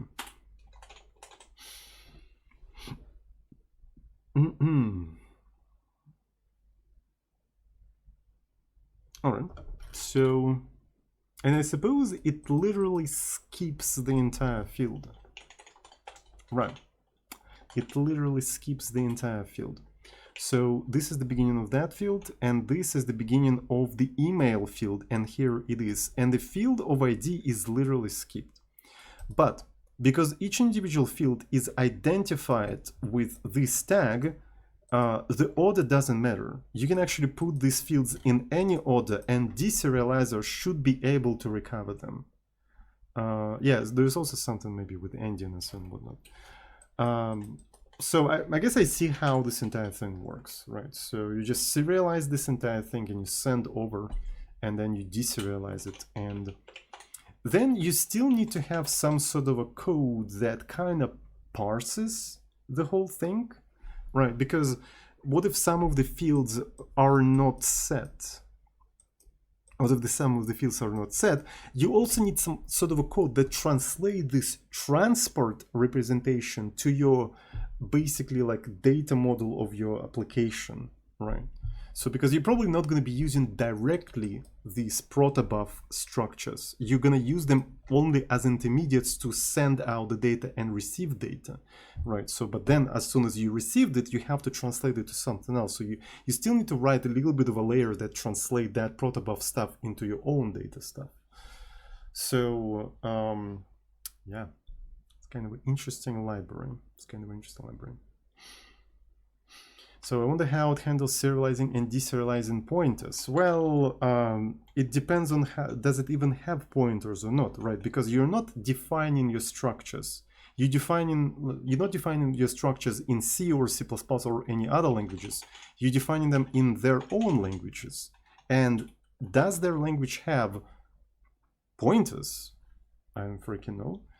So a person, right? So can we have like another message here, and I don't know, so maybe some sort of like a company, right? So there's a company, and a company, by the way, 1, 2, and 3, what are these things?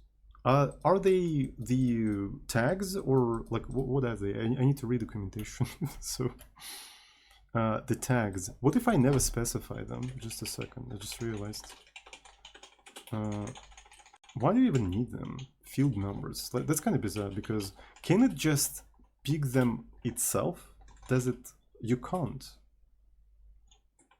Okay, but what if I specify the same one? Field already been taken. Why is this my job to assign this kind of numbers? I mean, parser needs tags to identify the fields. Don't you have already names to identify fields? Why is that my job? You see what I'm saying? Why in C I don't have to specify any tags or anything? Like, I have a unique name. What if you change the name? Ah, that's what you mean. That's what you mean, because it's for okay. Field encoding order. Ah, I see. Okay, so what I want you to do. What if I have a company, right? And in a company I have a name, right? So I have a name 1, and I don't know, maybe also address. Address is going to be 2. And in here, can I say company, and this is the job of the person, and like something like 4? Will that compile? It compiled, surprisingly. That is actually super cool. So you can just do that. Let's take a look at the generated code. So there should be something like set job, right? So set. Ooh, I didn't see set job. Wait a second. Clear job. Set. You can't just set job. Set allocated job. Ah, and it's already pointed, by the way. Look at that. So it's all pointed. So mutable job. Unsafe arena release job. Fascinating. You get a pointer to a mutable structure. Yeah.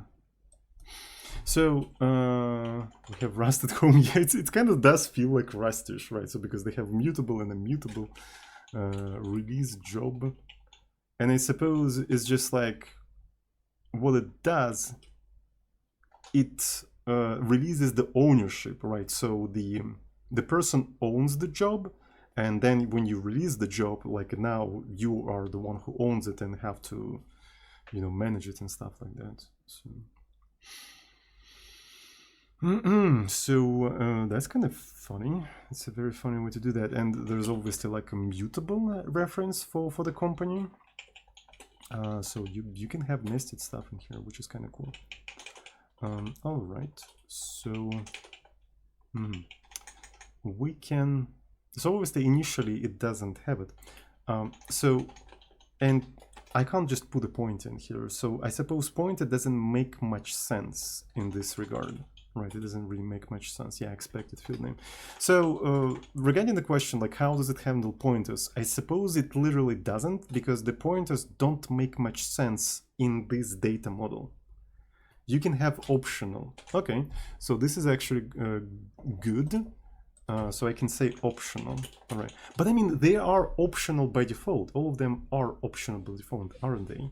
So what's the point of this thing? Okay, so let's try to. Yeah, optional is not supported in editions by default. All singular fields have presence unless future field presence is set.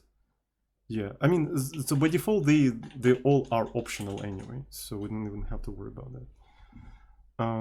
It's kind of interesting. So yeah, so it doesn't handle pointers because it doesn't make any sense within this data model. Yeah. Edition 2024, we live in the future. Yeah, this is what documentation told me to use, right? So again, I'm encountering Protobuf for the first time. I'm extremely shocked, by the way, that people actually use this shit, but I mean, sure, fine.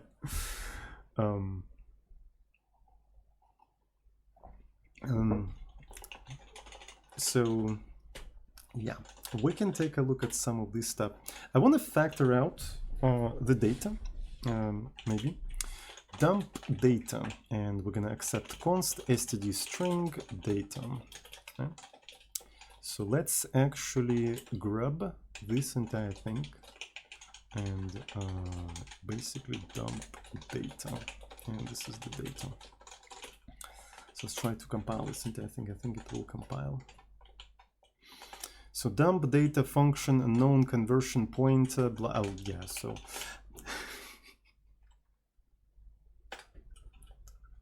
Guess why I put a reference in here?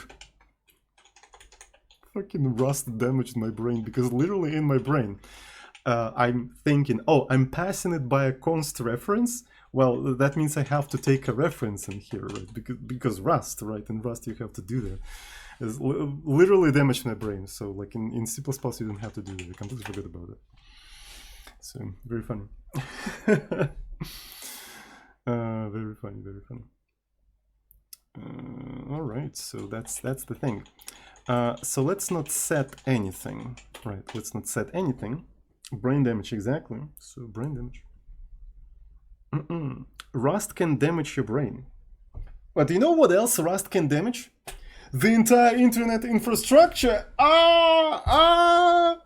Rusties are molding. Rusties are molding. Shit language. Shit language. Imagine taking down the entire fucking internet with a single unwrap. Safety my ass. Safety my ass. Rust will never recover from this shit. It will never recover from this shit.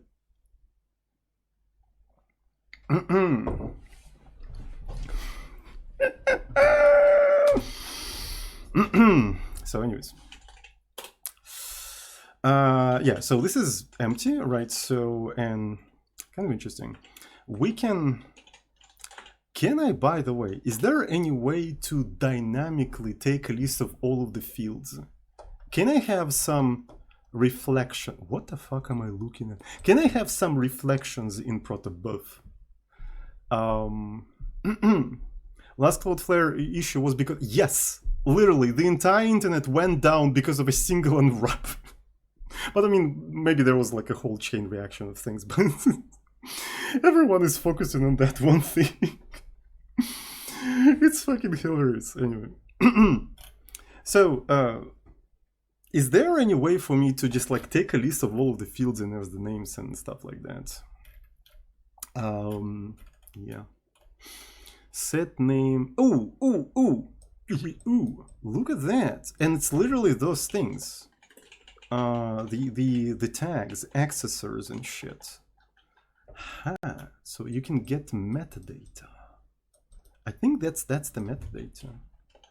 I think that's the metadata. If I try to take the metadata of the person, metadata, person get metadata, and maybe within the metadata we can have something interesting. So I can also go to le Protobuf, and let me find the class. Class, and let's grab rn. Ooh, that is funny. Struct. It is struct. Look at that. Descriptor reflection. Блядь, сука. Reflection, блядь. Reflection. Ага. Class reflection. All right. Where is the fucking definition of fucking reflection? Alright. Reflection. Reflection schema. Shit. This is the shit. Am I going... maybe it's a class. Yeah, it's a class. Let's see. Reflection. So there's a for declaration of class reflection, but is it really like opaque one? Defined in this file. Man, fuck this shit. I don't fucking know. Message.cc. Message.cc, you think so? Message.cc. It's an internal, so it's probably opaque, right? So it's probably opaque. It's going to turn into C++ paints more than Protobuf specific, really. Maybe. Like, I'm honestly not that interested in this library. I'm more interested in how it's implemented. Like, what's internally. Right? Because at the end of the day, if I just need to send some binary data over the wire or save some binary data on the hard drive, I can just do that directly from C. It's just like I don't need a library for that.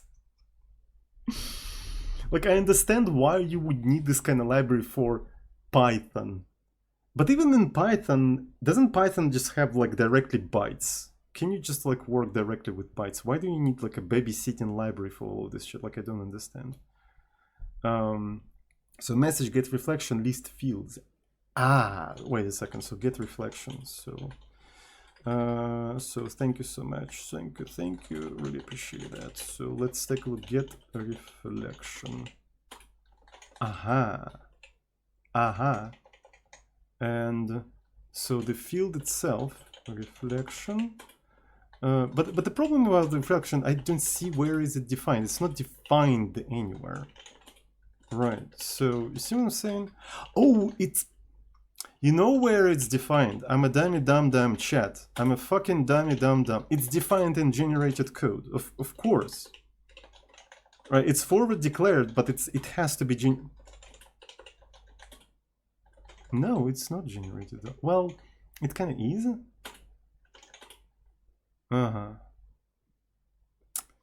Get descriptor and then... Why are you telling me recipes? I want to understand shit.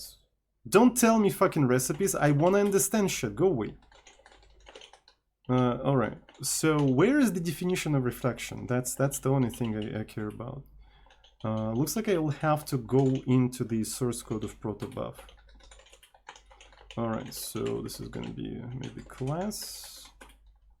Was it class or was it structure? Ooh, shit. So hopefully maybe that's what I have to do. So what about struct? Where is it defined? What is this magical fucking class and where is it defined? Am I going crazy or the product hard code, the compile PB description at base 64. What? Where's the definition of the structure? Give me the definition of a fucking structure. I don't fucking know, man. Where is it? Where's the fucking... Is it class or struct? Where is it? It's a type def. No, it can't be type def, bro. No. Look at that. Look, it can't be. It can't be type def. Oh, it also has. It might have this shit. Yeah. Probably. Yeah. So in a protobuf, like I didn't want to do that because it will just give you shit ton of things that are kind of irrelevant. Yeah. So here is one thing in here. So class reflection. Yeah, it's a friend class reflection. Reflection visitor. Am I blind? I feel like I'm blind. I don't see. Like, where is it? What is this magical class? Probably a tab. How is that a tab def if it's forward declared like this? People, what are you talking about? Class lib proto expert. Really?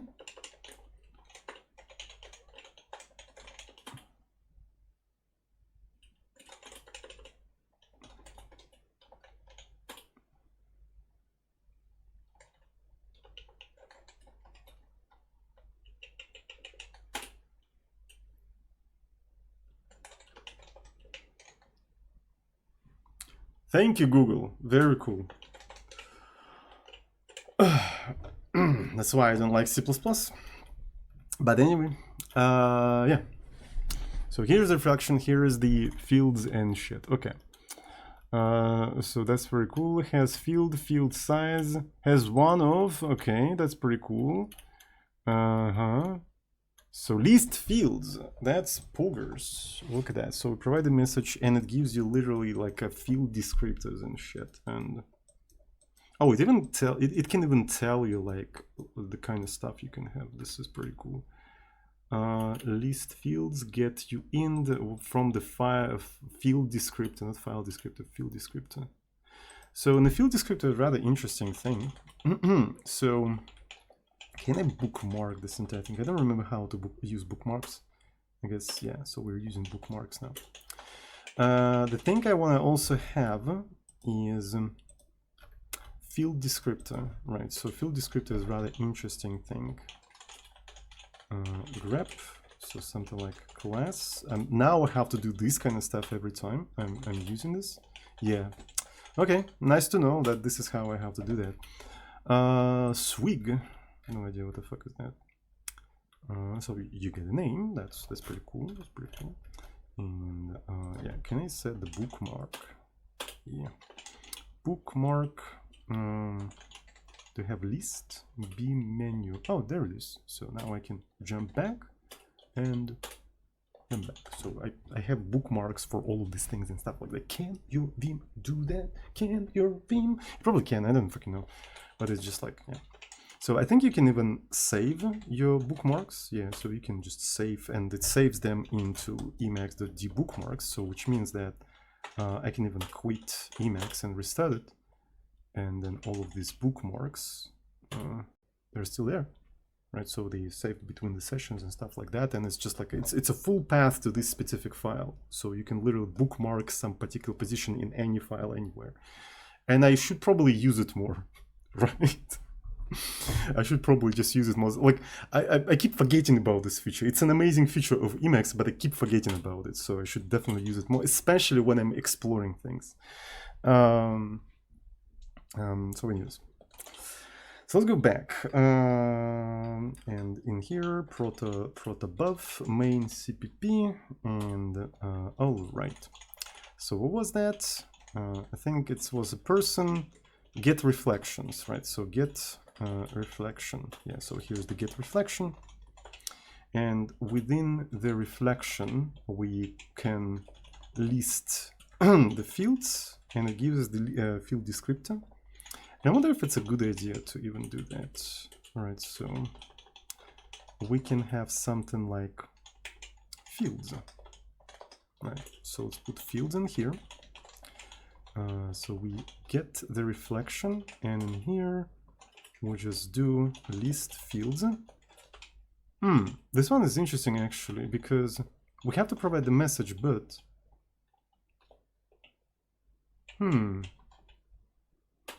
we already do that within the person, so why do we have to provide person? So it feels like maybe person is more of a like this. Is that how we do that? So learning how to serialize data. I already kind of learned how to serialize data. I'm just like exploring the API of Protobuf and everything. So in CPP,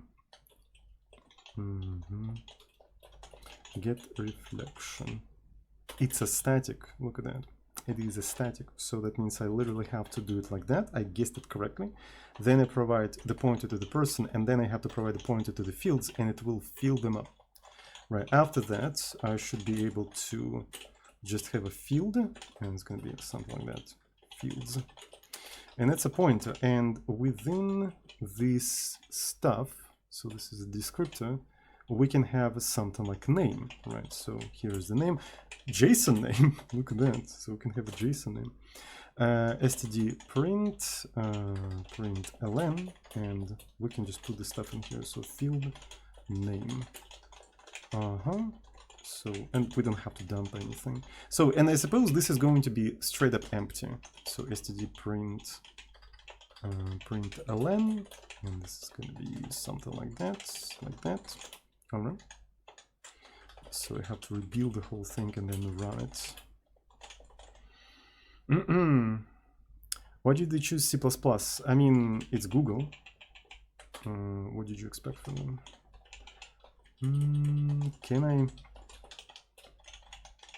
I mean, it was written in 2008, right? It was written in 2008, and in 2008 they needed a system language to write something like this. The only choice back then was probably C++, right? I mean, in 2008. When Rust came out, even if Rust was around that time, it probably wasn't. It was too young to be used in production. So it's just like C++ was a natural thing. And now the library is too old. Like, what do you use it for? Java. Java is not a system language.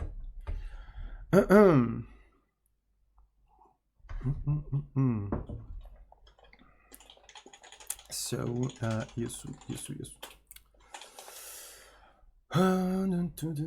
So field name, oh yeah, so it has to be a pointer, because it's all by pointers. I don't really do any memory management in here. Maybe I should, but I don't feel like I care.